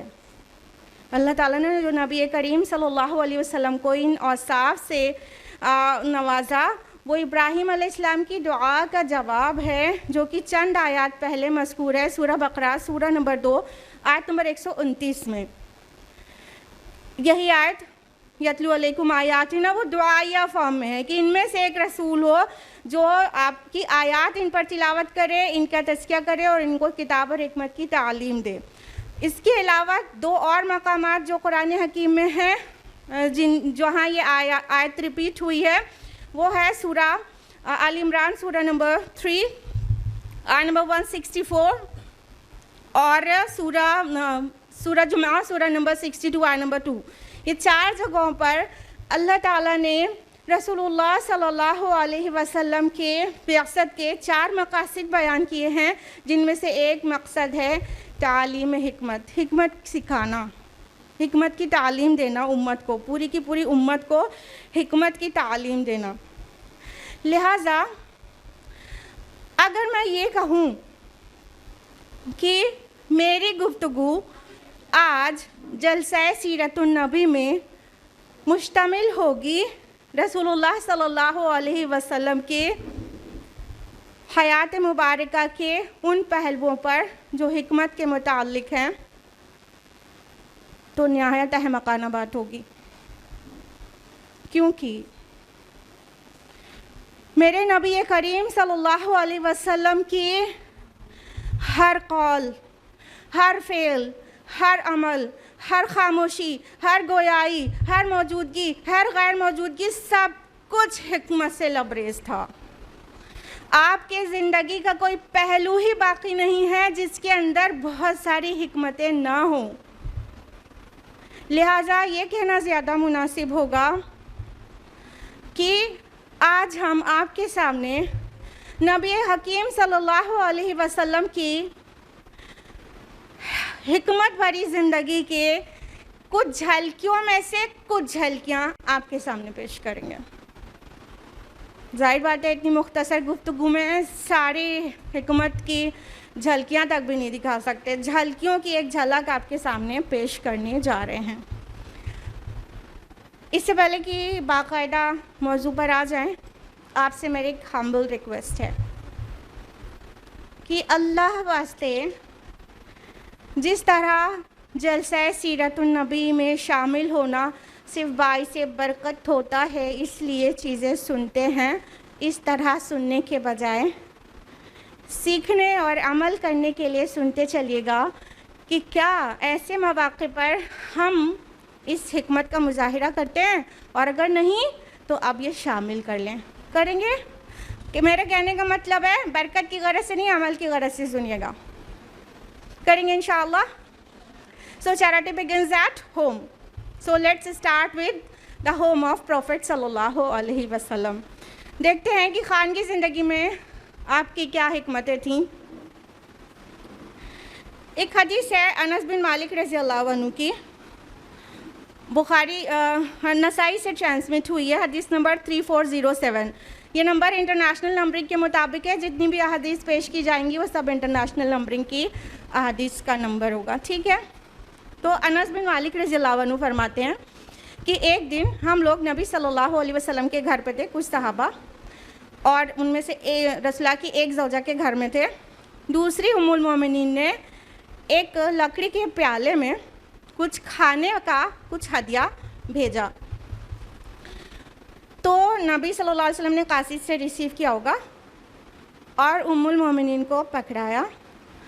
तो उम्मुल मोमिनीन जिनको हदिया भेजा गया था, वो पता नहीं किस मूड में थी, انہوں نے نبی صلی اللہ علیہ وسلم کے ہاتھ پہ اتنی زوردار ضرب لگائی کہ وہ پیالہ گر کر ٹوٹ گیا اور کھانے کی چیز بکھر گئی۔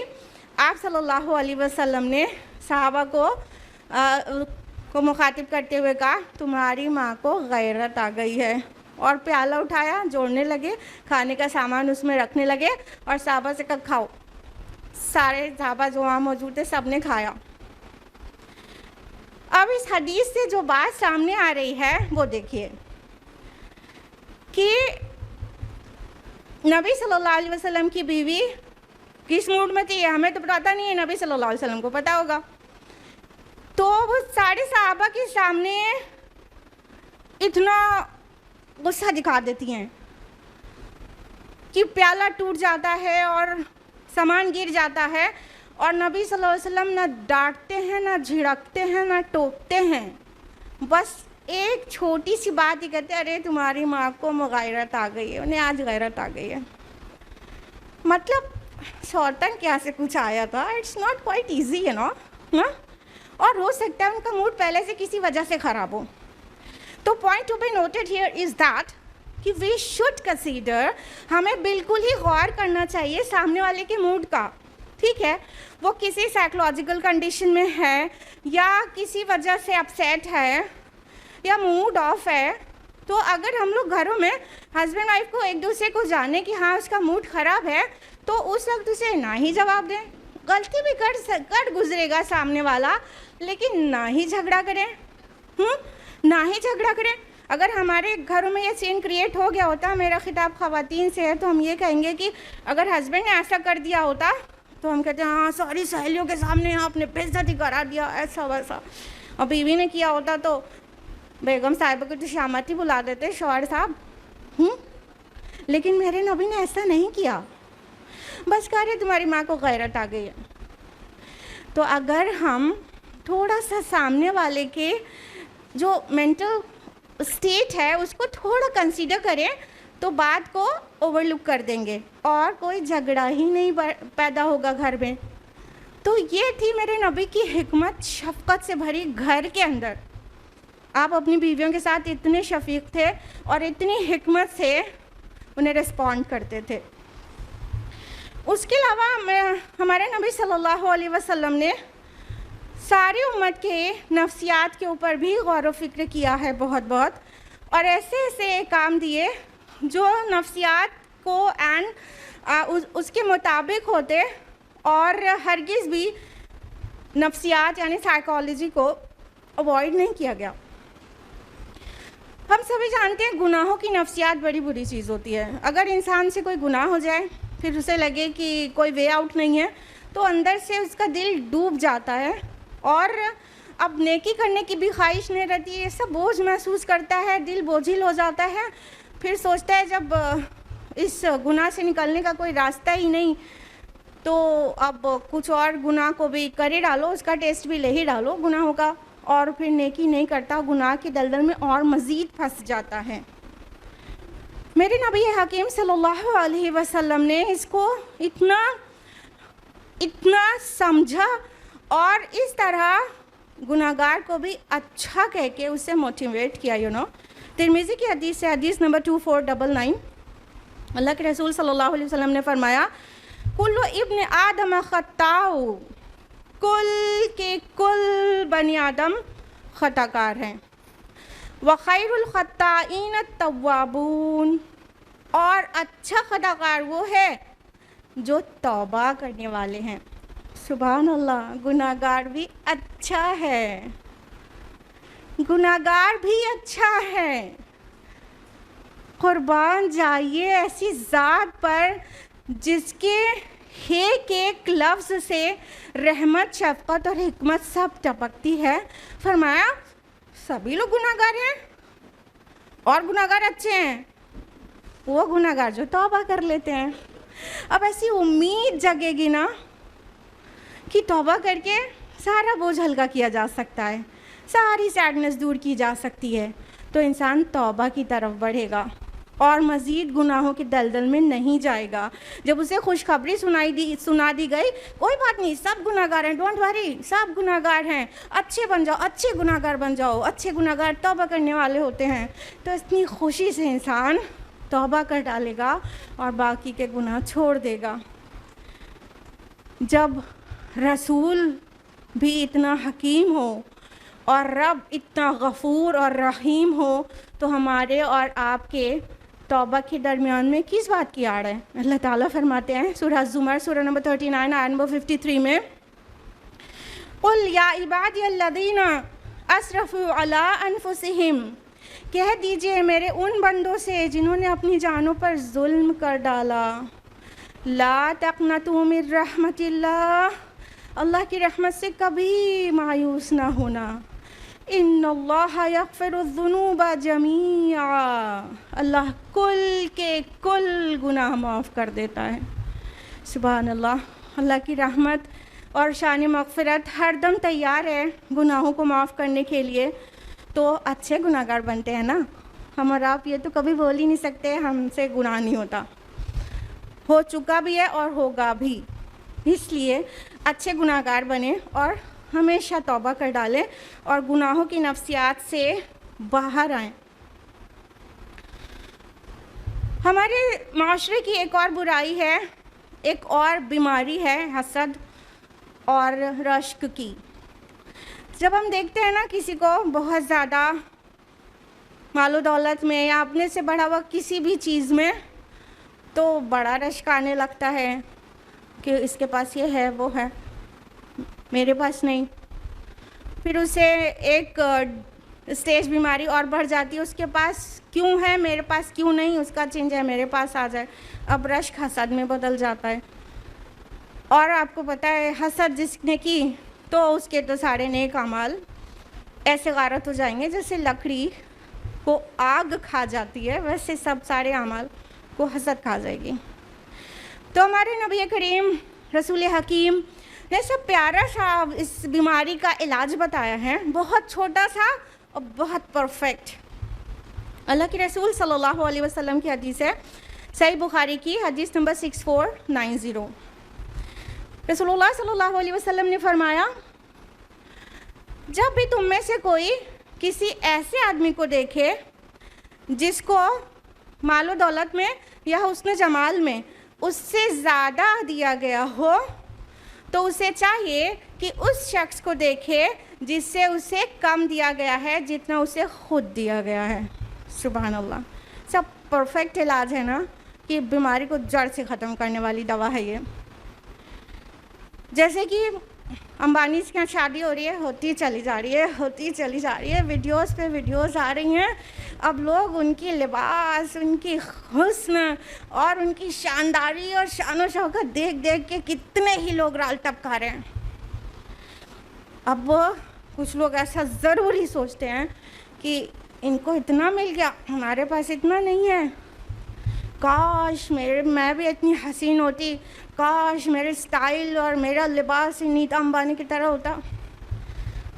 تو I would like to say in the light of Prophet's guidance کہ جب راستے میں گزرتے ہیں کوڑے خانے کے پاس سے، وہاں پہ ایک عورت بیٹھی ہوتی ہے اور کوڑے میں سے چن کر کچھ کھا رہی ہوتی ہے، اس کے جسم پر ایسا لباس ہوتا ہے جو تن کو پورا ڈھک بھی نہیں رہا ہوتا، اس کے بال جٹا جیسے ہوتے ہیں، اس نے عرصے دراز سے نہایا بھی نہیں ہوتا، اور وہ جو چیز کھا رہی ہے وہ سڑا ہوا ہوتا ہے۔ اس کو دیکھا کریں، امبانیز کو دیکھنے کے بعد پھر اس کو یاد کر لیں، پھر بتائیں کہ اب ناشکری دل میں پنپے گی کہ شکر گزاری۔ کون سا دل ہوگا اس کو ایک دو چار لمحے دیکھ لینے کے بعد جو یہ نہیں کہے گا میرے اللہ آپ کا بہت زیادہ شکر ہے، آپ نے اس کو اس حال میں رکھا، ہم کو بہت اچھے حال میں رکھا ہے، تو وہ انسان شاکر بن جائے گا۔ تو پھر رشک اور حسد کا تو کوئی سوال ہی نہیں ہوتا نا۔ ہمارے سماج کی ایک اور بیماری ہے ہٹ دھرمی۔ کچھ چیزیں ایسی ہیں جو ٹھیک ہے اور اچھی ہیں، لیکن ان کو کرنے سے کبھی مسائل کھڑے ہو جاتے ہیں, فتنہ پھیل جاتا ہے, مگر چونکہ وہ اچھی ہیں تو ضد میں کیا جاتا ہے کہ کریں گے, اور جس کو برا لگتا ہے لگے, یہاں تک کہ پرووک کر کے کرتے ہیں نا. لیکن ہمارے نبی صلی اللہ علیہ وسلم کی حیات مبارکہ سے ہمیں یہ بھی پتہ چلتا ہے کہ حکمت یہ بھی ہے کہ کچھ اچھی اور کرنے والی چیزیں بھی نہ کی جائیں اگر اس سے فساد کا ڈر ہو, اگر اس سے فتنہ ہی پھیل جائے تو نہیں بھی کی جائے. یعنی چیز بھی اچھی ہو لیکن تب بھی نہ کریں. اس کی سب سے بڑھیا مثال ہے بخاری کی وہ حدیث نمبر 1492 ہے, جو خانہ کعبہ میں حتیم کی شمولیت کے تعلق سے ہے.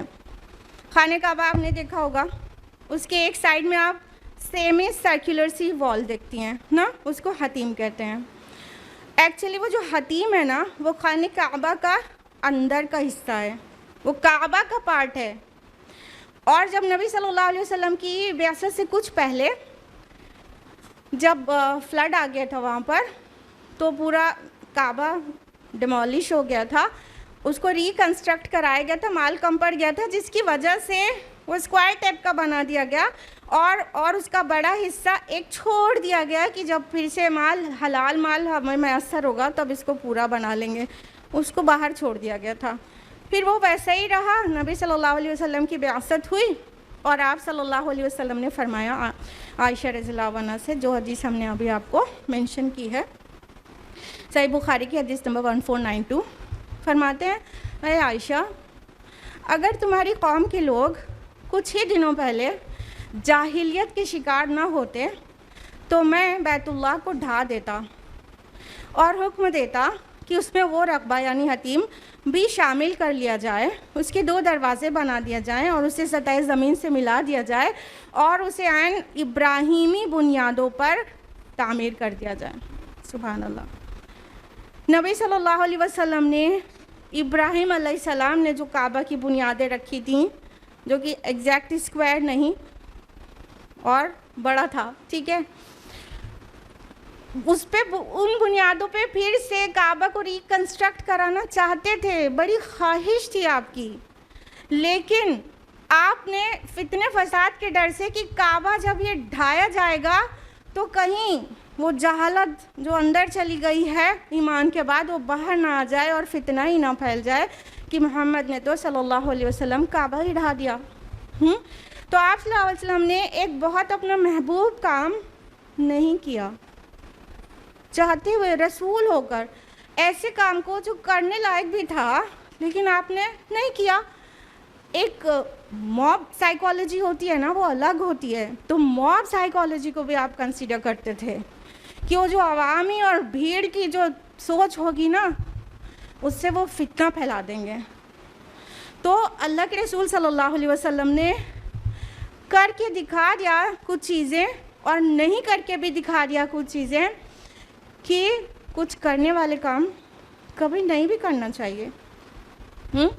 مثال کے طور پر بچیاں دین سیکھنے لگ جاتی ہیں, ماشاءاللہ کسی جماعت سے جڑ جاتی ہیں, اب انہیں احساس ہوتا ہے کہ غیبت تو بہت بری چیز ہے, پہلے کرتے تھے پھر چھوڑ دیتی ہیں. اب گھر میں کیا دیکھتی ہیں, امی کی سہیلیاں دونوں شروع ہو گئیں. اب بچی کو تو احساس ہے کرنے کی چیز نہیں ہے, تو بغیر حکمت کے وہیں پہ امی کو ٹوک دیا جاتا ہے, امی آپ مردہ بھائی کا گوشت کھا رہی ہیں, غیبت کو تو میرے رب نے قرآن میں ایسے مینشن کیا ہے. اب بتائیے امی کو اچھا لگے گا کہ برا لگے گا؟ امی کی تو بے عزتی ہو جاتی فرینڈ کے سامنے. تو ہم کہنا صرف یہ چاہتے ہیں کہ واقعی یہ کرنے والی چیز تھی کہ وہ غیبت سٹاپ کر دیں, نہیں کریں, لیکن یہ ٹوکنا صحیح نہیں تھا. صحیح طریقہ کار یہ ہوتا کہ بیٹی کسی اور بات میں انہیں الجھا لیتی اور اس بات کو وہیں پہ سٹاپ کر دیتی, کسی اور بات کو کرنے لگتی, اپنے آپ غیبت والا ٹاپک سٹاپ ہو جاتا, دوسرا ٹاپک سٹارٹ ہو جاتا.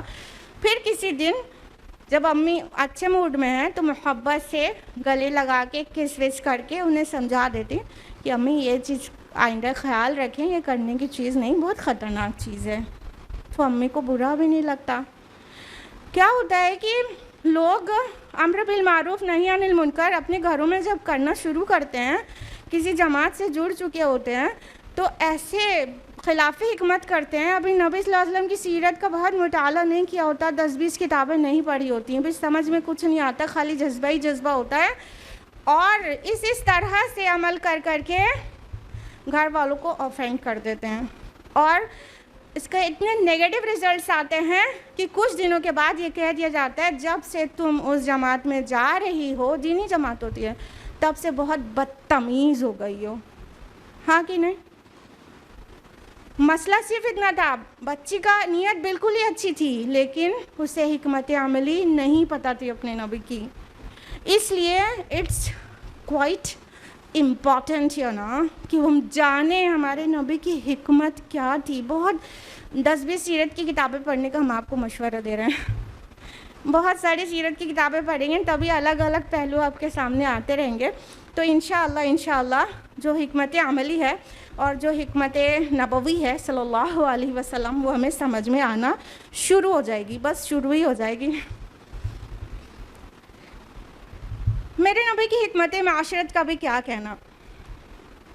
आप सल्लल्लाहु अलैहि वसल्लम माशरे में ऐसी चीज़ें करते थे जो हिकमत के लिए मिसाली थी और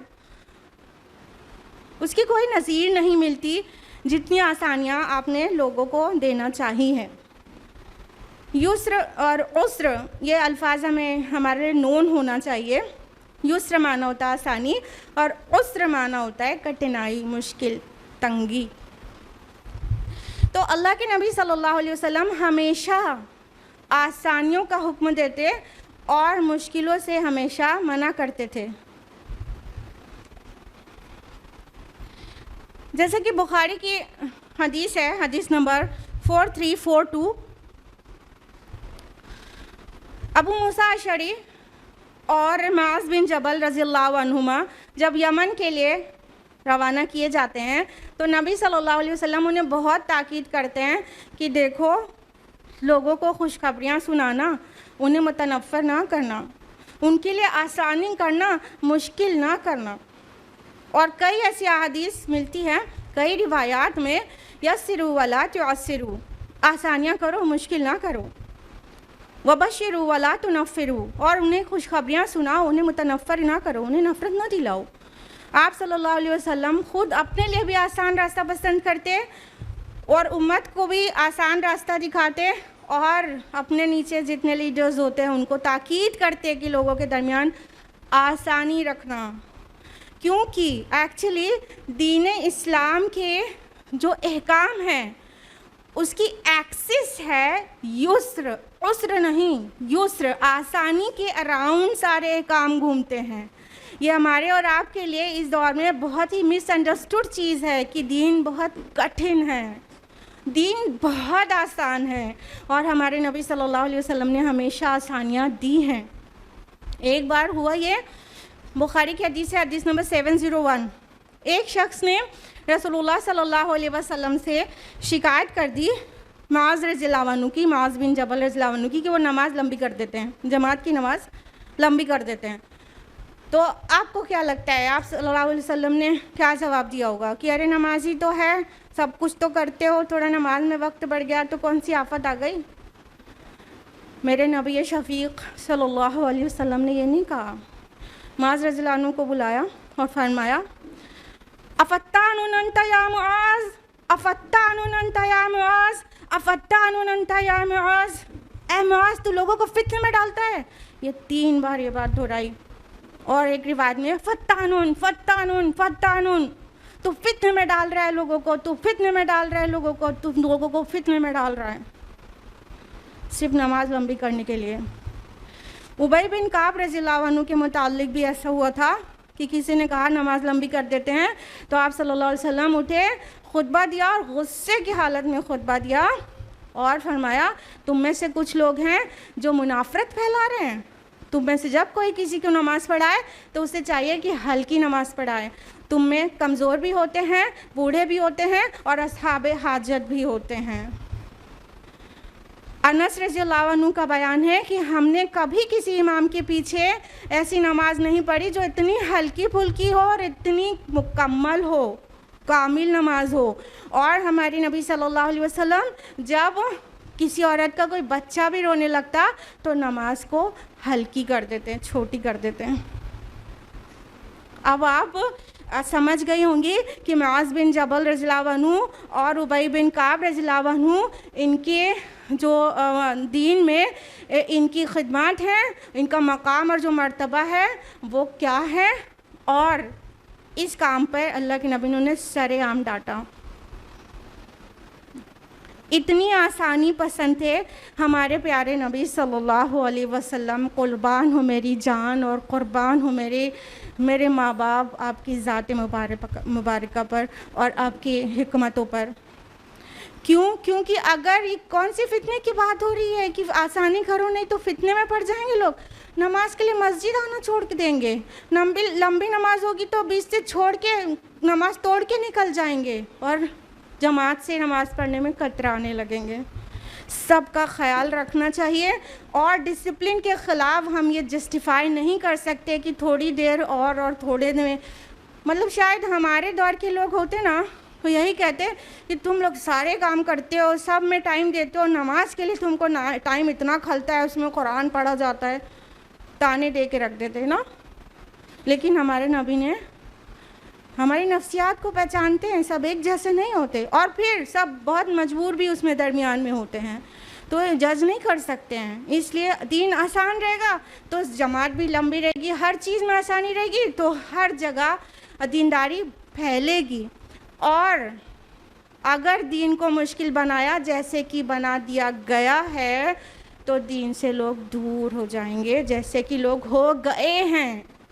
انہیں لگتا ہے یہ ہمارے عمل کی چیز نہیں ہے، ہم سے نہیں ہو پائے گا، جبکہ ایکچولی دین اسلام دنیا کا سب سے آسان دین ہے اور ہر ایک کے لیے پریکٹیکل ہے.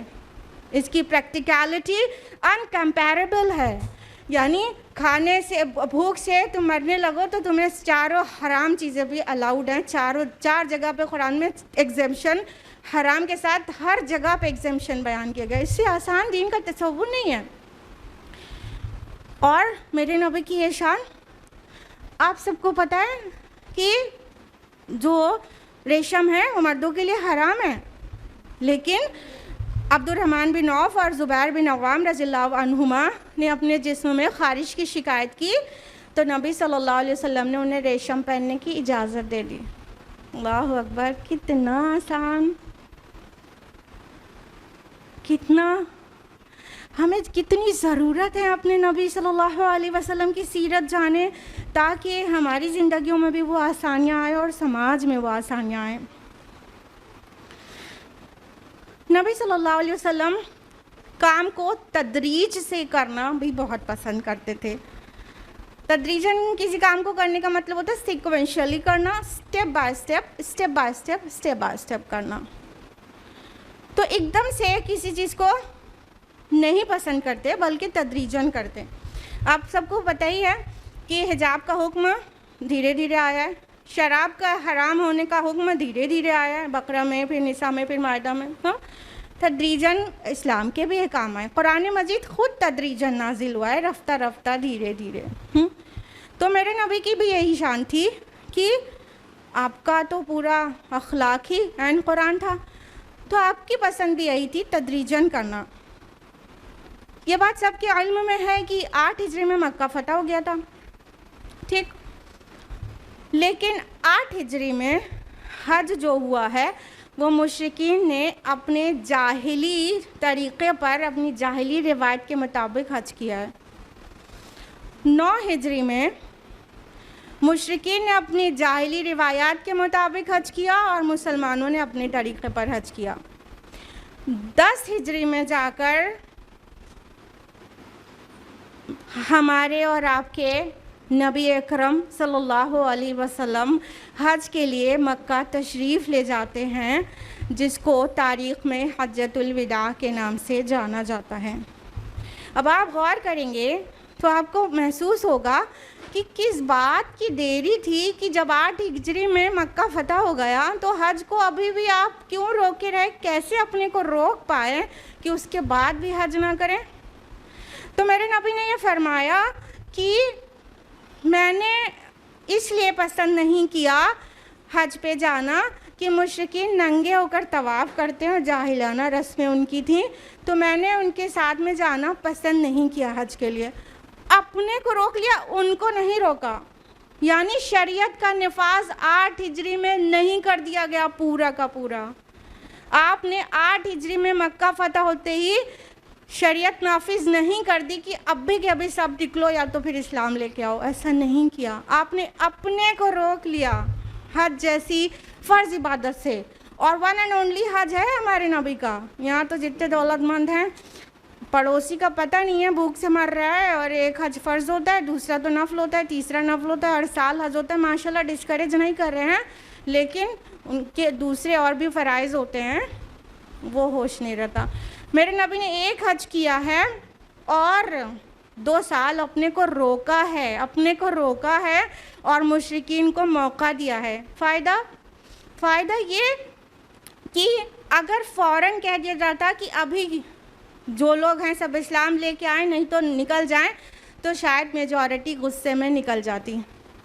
لیکن جب انہیں چھوڑا گیا، دین اسلام کی آسانی انہیں دکھائی گئی، سمجھائی گئی، انہیں سوچنے کا موقع ملا، تو بس چھٹ پھٹ کوئی ہی نکلا ہے، اکثریت اسلام میں داخل ہو گئی۔ دیکھا تدریجاً کرنے کا کیا فائدہ ہوتا ہے؟ کوئی چیز جب تدریجاً کرتے ہیں اس سے بہت سارے فائدوں کے ساتھ 2 بہت بڑے فائدے ہوتے ہیں۔ نمبر 1، جو مطلوبہ نتیجہ ہے اس پر پہنچنا یقینی ہو جاتا ہے، جو ہمارا گول ہے اس پر ہمیں پہنچنا یقینی ہو جاتا ہے۔ جب ہم آہستہ قدم جما کے استحکام سے رکھیں گے تو منزل کو ضرور ہی پہنچیں گے، لیکن چھلانگ مار کے پہنچنا جائیں گے تو ممکن ہے گر جائیں۔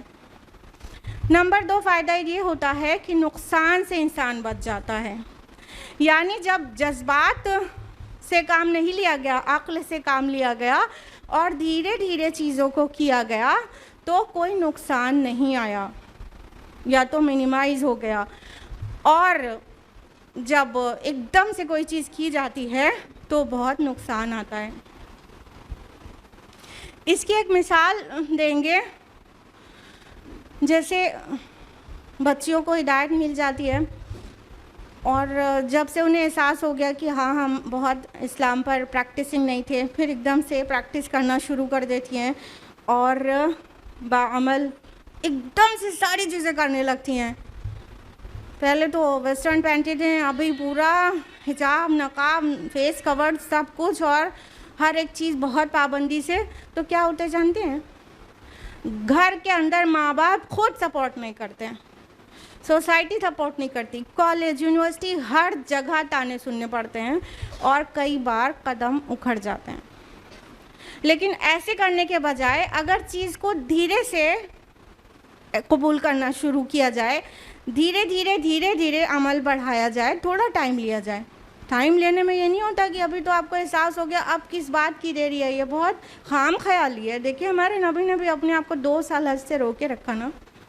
دھیرے دھیرے چیزیں کریں گے تو فیملی والے بھی دھیرے دھیرے ان کا مائنڈ بن جائے گا اور کرنے کے لیے آزادی دیں گے اچھے عمل کو، اور سوسائٹی، کالج، ہر جگہ دھیرے دھیرے لوگ قبول کر لیں گے۔ تو ایک دم سے چھلانگ مار کے ہر چیز احساس ہونے کے بعد کرنے کے بجائے I would recommend you to do it sequentially, دھیرے دھیرے سمجھ کر۔ تدریج کی ایک اور مثال ہے بیعت عقبہ اولیٰ اور بیعت عقبہ ثانیہ۔ آپ کو پتہ ہے کہ رسول اللہ صلی اللہ علیہ وسلم ابھی مدینہ پہنچے نہیں تھے، اور وہاں سے چھوٹے چھوٹے سے گروپس آ کے نبی صلی اللہ علیہ وسلم کے ہاتھ پر اسلام قبول کر رہے تھے اور بیعت کر رہے تھے۔ بیعت عقبہ اولیٰ جو کہ صحیح بخاری کی حدیث نمبر 18 میں درج ہے، اس میں صرف 12 لوگ تھے۔ آئے نبی صلی اللہ علیہ وسلم کے پاس، آپ نے کئی پوائنٹس پر ان سے بیعت لی، اور ایک پوائنٹ اس میں یہ بھی تھا کہ اچھی بات میں میری نافرمانی نہیں کرو گے۔ بیعت عقبہ ثانیہ کچھ دنوں کے بعد پیش آئی. اس میں 70+ لوگ تھے, 70, 72, 73 یا 75, الگ الگ روایت میں الگ الگ نمبر آتا ہے. تو بہرحال 70+ تھے. ابھی 12 لوگ جو ادھر گئے تھے انہوں نے ان کو دین اسلام کے بارے میں بتایا تھا, نبی صلی اللہ علیہ وسلم کی شان اور عظمت کے بارے میں بتایا تھا. اب یہ تھوڑے اسلام کو سمجھ کے آ رہے تھے, ٹھیک ہے. تو اب بیعت عقبہ ثانیہ میں جن باتوں میں بیعت کی گئی ان میں سے 2 پوائنٹس یہ بھی تھے, یہ کہ سستی اور چستی ہر حال میں سنو گے اور مانو گے, بھلائی کا حکم دو گے اور برائی سے روکو گے. اب بتائیے بیعت عقبہ اولیٰ میں کیا کہا گیا تھا؟ اچھائی میں, بھلائی کی باتوں میں میری نافرمانی نہیں کرو گے.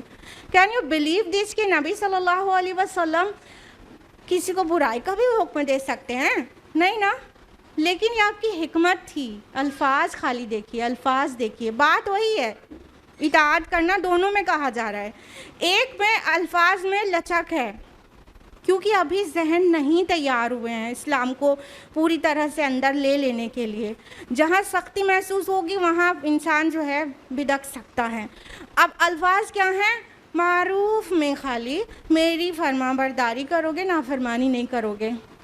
جب ذہن تیار ہو گئے ہیں ان لوگوں سے کہہ رہے ہیں سستی اور چستی ہر حال میں سنو گے اور مانو. انکنڈیشنل اوبیڈینس اب کہہ دیا گیا. تھوڑی دیر پہلے کنڈیشنل اوبیڈینس کے لیے کہا گیا تھا. بیعت عقبہ ثانیہ کچھ دنوں کا فاصلہ تھا.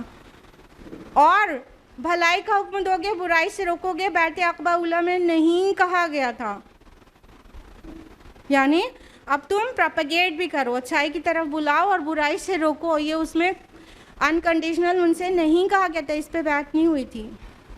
تو اس سے پتہ چلتا ہے کہ موقع کے لحاظ سے, سائیکالوجی کے لحاظ سے, جغرافی کے لحاظ سے شریعت کے احکام بدلیں گے. نبی حکیم صلی اللہ علیہ وسلم نے ان چیزوں کو ہمیں کر کے دکھایا ہے کہ ہر وقت ایک جیسے نہیں ہوتے. ٹائم کے حساب سے بھی چیزیں بدلیں گی, فرق ہوں گی تھوڑا سا. اور جب تک ہم یہ کنسیڈر نہیں کریں گے, ریجڈ ہو کے اسلام پیش کریں گے, تو ہر طرف سے نقصان ہی آ سکتا ہے اور فائدہ کچھ نہیں ہوگا.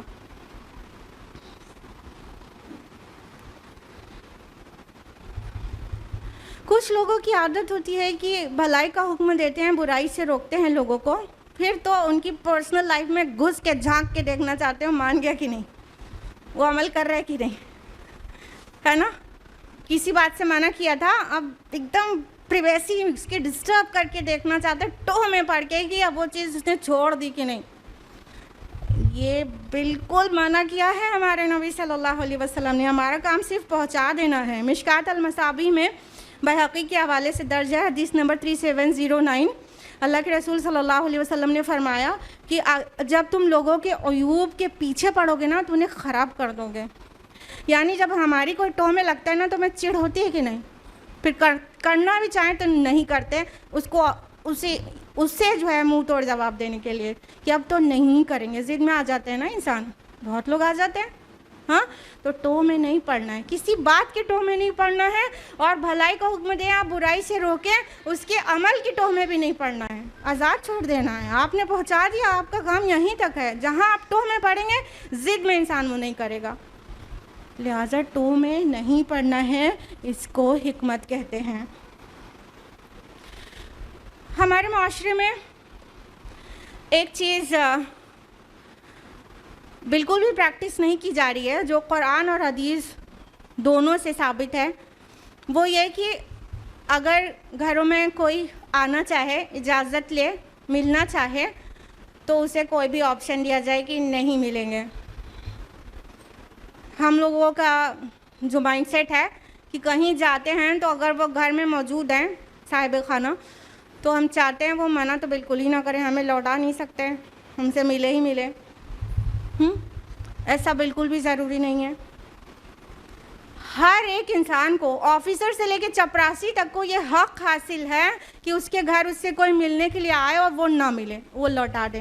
اس کو حق حاصل ہے, ہر انڈیویژول پرسن کو یہ حق حاصل ہے. اس کے لیے اللہ کے رسول نے بھی کئی تاکید کی ہے, جیسا کہ ابو داؤد کی حدیث ہے، حدیث نمبر 5174 کہ سعد رضی اللہ عنہ رسول اللہ صلی اللہ علیہ وسلم کے پاس آئے.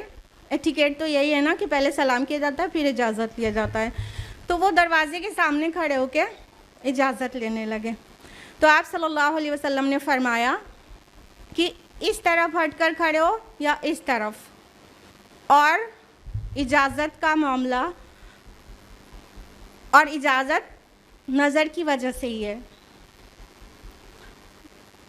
نظر اندر نہ پڑے. دیکھیے اس سے کیا پتہ چل رہا ہے، جب کوئی ابھی تو بڑے بڑے گھر ہوتے ہیں، گیٹ ہوتے ہیں، پھر اتنے بڑے پاس سے جو ہوتا ہے، پھر کمرے ہوتے ہیں، الگ بات ہے. چھوٹے چھوٹے سے اجرے ہوتے تھے، ابھی بھی جس کے چھوٹے گھر ہیں گلیوں میں، تو دروازہ کمرے ہی کا دروازہ اس پہ پردہ پڑا ہے، وہیں پہ کوئی آ کے کھڑا ہو اور اجازت مانگے گا تو کیا ہوگا؟ ہوا سے ذرا پردہ ہلا، اندر تک دکھائی پڑ گیا.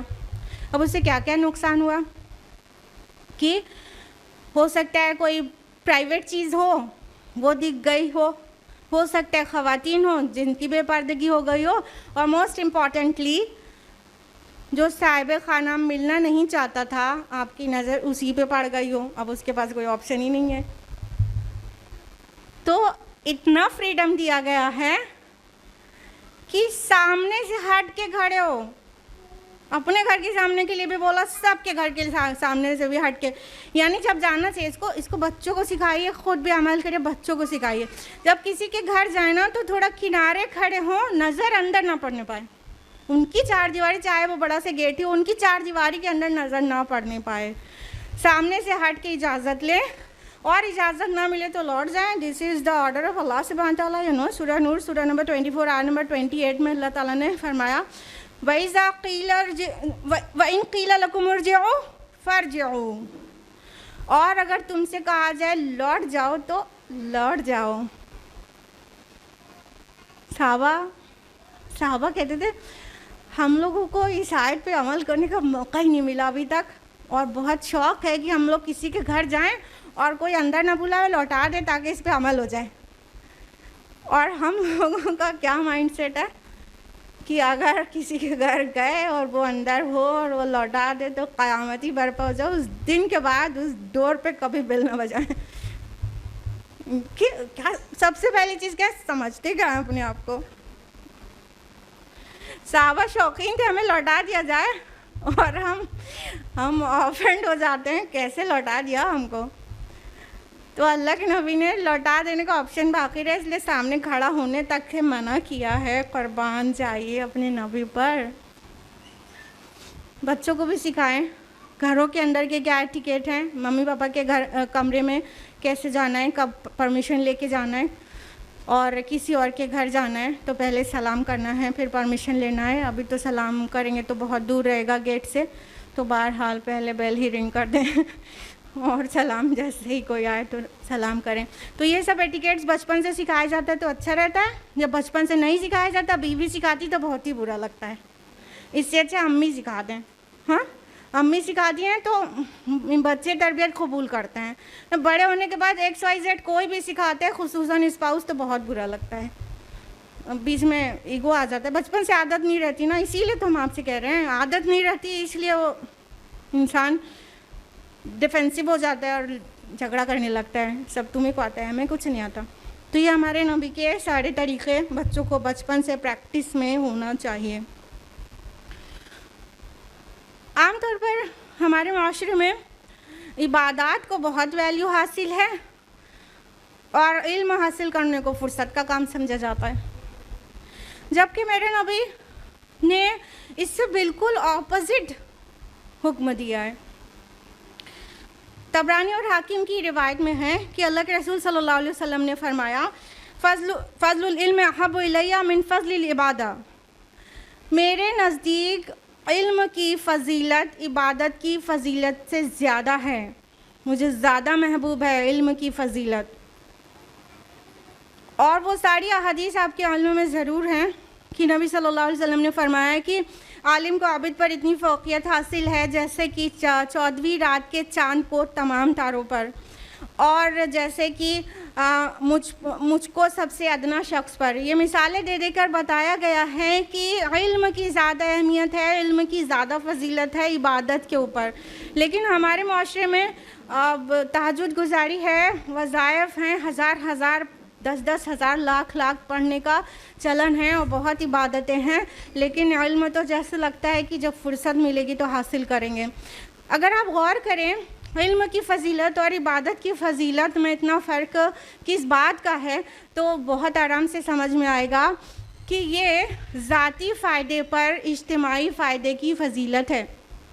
جب ہم عبادت کرتے ہیں تو اس کا فائدہ یوزولی صرف اپنے تک رہتا ہے، لیکن جب ہم علم حاصل کرتے ہیں تو یہ جو علم کا نور ہم اپنے سینے میں لے کے سوسائٹی میں آتے ہیں تو اس سے گمراہی کے اندھیرے کو چاک کرتے ہیں اور اجتماعی فائدہ ہوتا ہے علم سے. لہٰذا علم حاصل کرنے کو میرے نبی نے بہت زیادہ پسند کیا کہ خالی کونے میں بیٹھ کے بہت ساری عبادت کیا جائے. فرض عبادتیں بھی بہت ہیں، اگر علم بہت رہے گا تو معاشرے میں پھیلے گا جو بہت اہم ہوگا اور اجتماعی فائدہ ہوگا. اسی طرح حقوق اللہ پہ حقوق العباد کی فضیلت ہے. جی ہاں، ہم الٹا نہیں بولے ہیں. حقوق اللہ سے زیادہ حقوق العباد کی فضیلت دی گئی ہے بہت سارے مقامات پر، بہت ساری جگہوں پر. جیسے کہ آپ کو بالکل انڈرسٹوڈ ہے شریعت کا یہ حکم کہ اگر کوئی مقروض ہو، اس کا قرض ہو اور اس نے حج بھی نہ کیا ہو تو اسے کیا کرنا ہے؟ پہلے قرض ادا کرنا ہے کہ حج کے لیے جانا ہے؟ قرض ادا کرنا ہے. اور قرض ادا کرنے کے بعد پھر حج کا مال بچا ہی نہیں حج کرنے کا تو ساقط ہو جائے گا حج نا.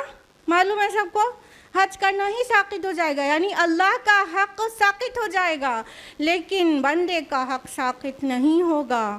بندے کا حق پہلے ادا کرنا ہے، اور چاہے اللہ تعالیٰ سے توبہ کر لیں گے، معافی مانگ لیں گے، کوئی اللہ کے حقوق میں کوتاہی ہوگی تو اللہ تعالیٰ رحمان الرحیم میں معاف کر دے گا.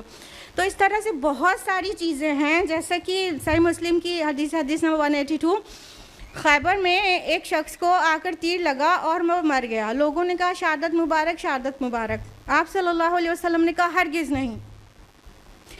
اس نے بیت المال سے ایک چادر یا جبہ چرایا تھا جو اسے آگ بن کر لپیٹے ہوئے ہے. اللہ اکبر. مطلب انسانوں کے حق میں سے ایک چھوٹی سی چیز لی، اپنی جان قربان کی اللہ تعالیٰ کے سامنے، اللہ کے دین کے لیے، وہ بھی شہادت کا درجہ نہیں مل رہا. اسی طرح آپ صلی اللہ علیہ وسلم نے ایک شخص کی خیبر میں ہی نماز جنازہ پڑھانے سے انکار کر دیا، کہا کہ نہیں، اس نے کوئی کی خیانت کی تھی. تو بہت ضروری ہے کہ ہم پر بندوں کے حق دیو نہیں رہیں. ہمارے نبی نے یہ سکھایا کہ پہلے بندوں کا حق ادا کرو. اور اللہ تعالیٰ کا حق کئی مقامات پر اس کے پیچھے چلا جاتا ہے. ہمارے معاشرے کی کنٹمپریری ٹائم کی ایک بہت بڑی بیماری ہے، پہلے بھی تھی، بہت کم تھی، اب بہت بہت بہت زیادہ گناہ بڑھ چکی ہے. وہ یہ کہ انسان گناہ کرتا ہے اور پھر اس کو عام کر دیتا ہے، لوگوں سے بیان کر دیتا ہے. اس پر اللہ کے رسول صلی اللہ علیہ وسلم اتنا ناراض ہیں اور اتنی سخت حدیث ہے. ذرا دھیان رکھیں کہ نبی صلی اللہ علیہ وسلم یقیناً شفیق ہیں، یقیناً آپ کی رحمت بڑی ہے، آپ کی رافت بڑی ہے، لیکن کچھ ایک میٹرز ہیں، ڈسپلن کے میٹرز ہیں، اور کچھ گناہوں کے تعلق سے فساد کے میٹرز ہیں. آپ بہت سخت بھی ہیں، تو خالی میٹھی میٹھی نہیں ایکسپیکٹ کیا کریں، تھوڑی کڑوی گولی بھی کھانی پڑتی ہے بیماری کے علاج کے لیے، ہاں کہ نہیں؟ تو اب بڑی کڑوی بات کہنے جا رہے ہیں اللہ کے نبی صلی اللہ علیہ وسلم کی زبانی جو کہی گئی کہ اللہ کے رسول نے فرمایا، صحیح بخاری کی حدیث ہے، حدیث نمبر 6069، کل امت معافن الا المجاہرین، میرے سارے امتیوں کی معافی ہو جائے گی سوائے مجاہرین کے. مجاہرین کون ہیں؟ جو گناہ میں جہر کرتے ہیں، گناہ کو بول دیتے ہیں، عام کرتے ہیں. دیکھیے گناہ سب سے ہو جاتا ہے، بشری کمزوری کبھی کبھی سب کے اوپر غالب آ جاتی ہے اور نفس سے مغلوب ہو کے گناہ کر بیٹھتے ہیں. طریقہ یہ ہے اور نبی کا آرڈر یہ ہے، اسے چھپانا ہے. اسے عام نہیں کرنا ہے، ان لوگوں کو نہیں بتانا ہے. لیکن کچھ لوگ اتنے بے حیا ہوتے ہیں کہ گناہ ہو جاتا ہے جب ان سے یا کر بیٹھتے ہیں تو وہ صبح کو شیخی بگھاڑتے ہیں اور لوگوں کو بتاتے ہیں کہ میں نے تو ایسا کیا اور میں نے ویسا کیا، دوستوں میں بتاتے ہیں. اور ہم جو یہ بات کہہ رہے ہیں کہ اب بہت زیادہ بڑھ چکا ہے، وہ اس وجہ سے کہہ رہے ہیں سوشل میڈیا اور آپ کے ہاتھ میں، سب کے ہاتھ میں موبائل ہونے سے، کہ اب تو ہر ایک گناہ کی پبلسٹی ہوتی ہے. شادی میں گئے ویسے ہی بے پردہ تھے، مگر ہم نے کیا کیا، اٹھایا، سیلفی لیا اور سوشل میڈیا پہ ڈال دیا. وہاں اتنے لوگ تو دیکھ ہی رہتے بے پردہ ہیں، اب سارا زمانہ دیکھتا رہے، ہزاروں لاکھوں لوگ. اور ہر طرف حرام ریلیشن شپس کامن ہو رہی ہے، اور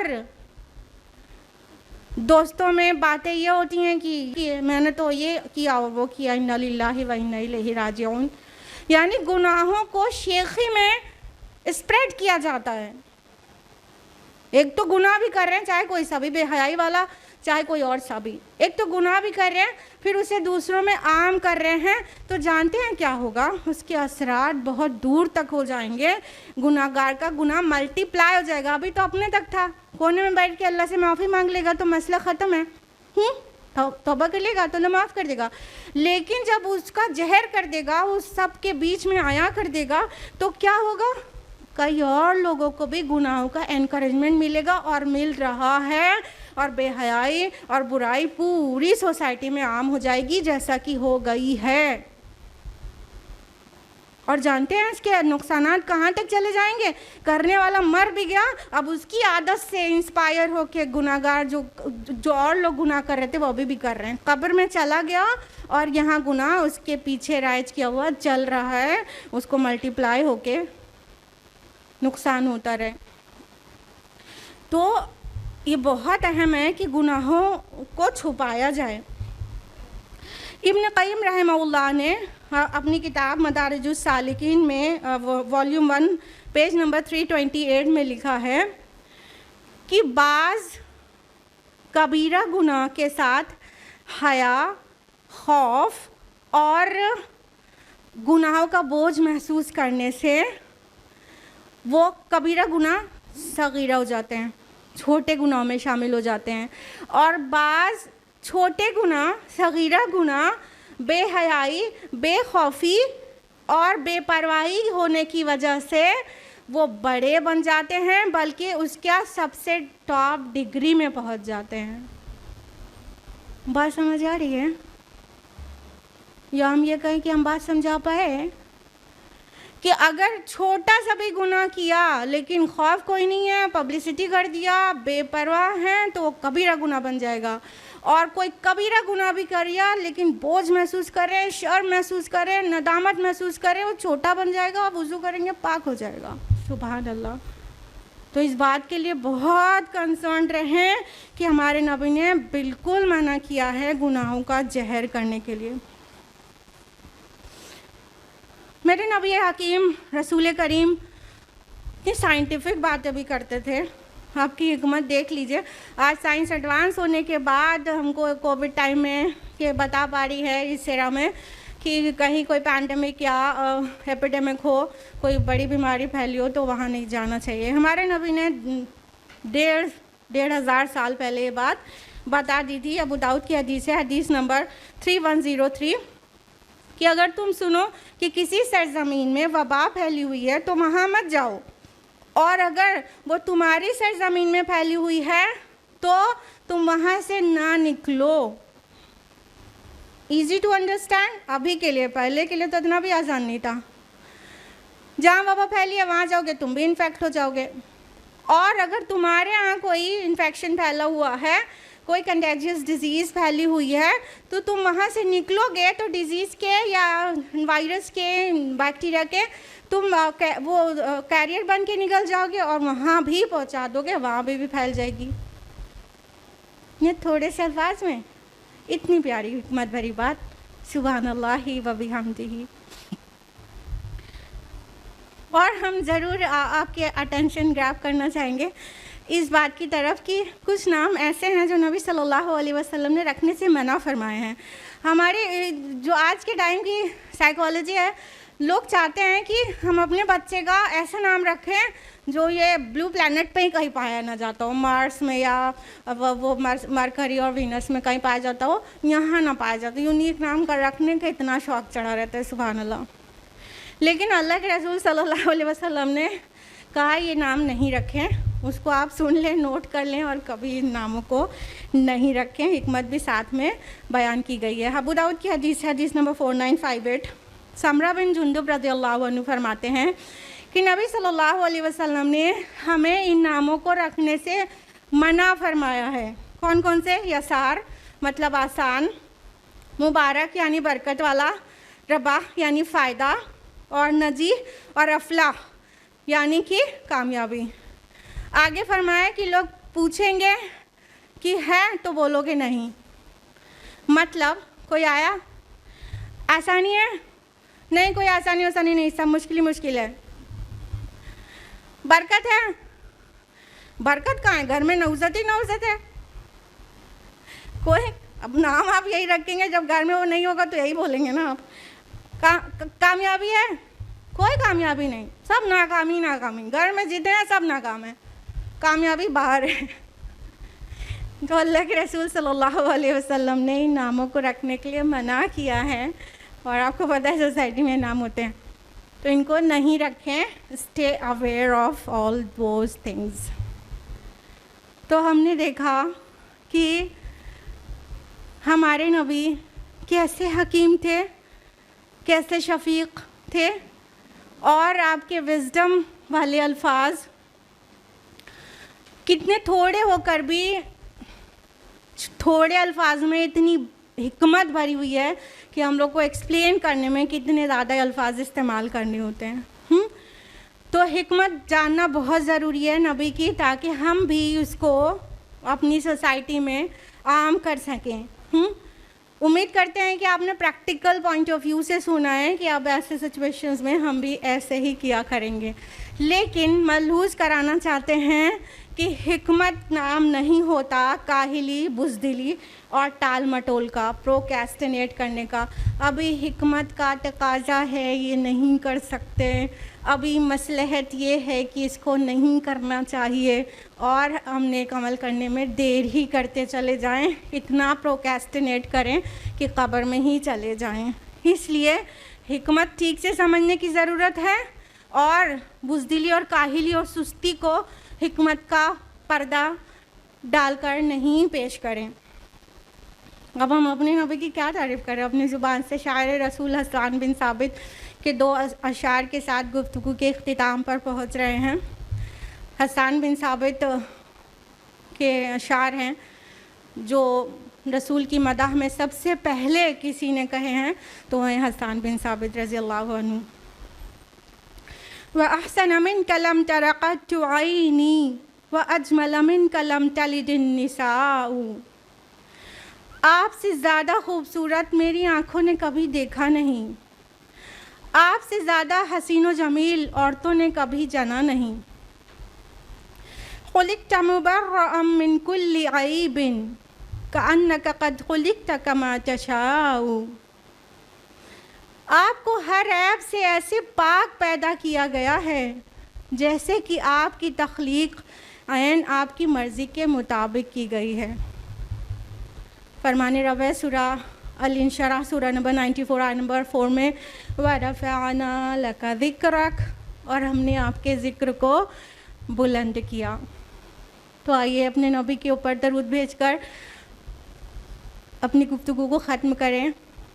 اللہم صلی وسلم علی نبینا محمد، اللہم صلی وسلم علی نبینا محمد، اللہم صلی وسلم علی نبینا محمد.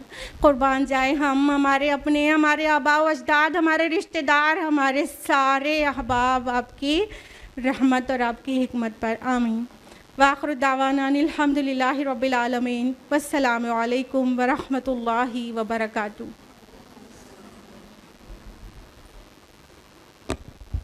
جزاک اللہ خیراً کثیراً کثیرا. میم اللہ تعالیٰ آپ کو صحت مند رکھے، اور جس مقصد کے لیے آپ کی کوششیں ہیں اس کو انجام کار تک پہنچانے میں اللہ تعالیٰ آپ کی مدد کرے. آمین. اللہ آپ کے ایفرٹس کو قبول کرے اور دنیا و آخرت میں کامیابی سے نوازے. آمین یا رب العالمین۔ واقعتاً ہمارے نبی کا ہر قول، ہر فعل، ہر عمل حاکمانہ تھا، تو ہمیں بھی چاہیے کہ ہم رسول اللہ صلی اللہ علیہ وسلم کی حیات طیبہ کو پڑھیں، جانیں، سمجھیں اور زندگی کے ہر موقع پہ اپنے نبی کی سنت کی پیروی کریں۔ اور مجھے امید ہے کہ آج کی ٹاک کے بعد ہمارے دلوں میں اپنے نبی سے محبت کا جذبہ بڑھ گیا ہوگا۔ اب بس میں محض اتنا کہنا چاہوں گی کہ آپ صلی اللہ علیہ وسلم ہمارے درمیان موجود نہیں ہیں، لیکن سیرت النبی کی شکل میں ان کا عملی نمونہ موجود ہے۔ بس اللہ تعالیٰ سے دعا ہے کہ ہمیں اپنے نبی سے سچی محبت کرنے والا بنا دے اور زندگی کے ہر موقع پر اپنے نبی کی سنت پر عمل کرنے والا بنا دے، آمین۔ اور اسی کے ساتھ میں اپنے پروگرام کا اختتام کرتی ہوں۔ سبحانک اللہم و بحمدک، نشہد ان لا الہ الا انت، نستغفرک و نتوب الیک، وآخر دعوانا ان الحمد للہ رب العالمین، والسلام علیکم ورحمۃ اللہ وبرکاتہ۔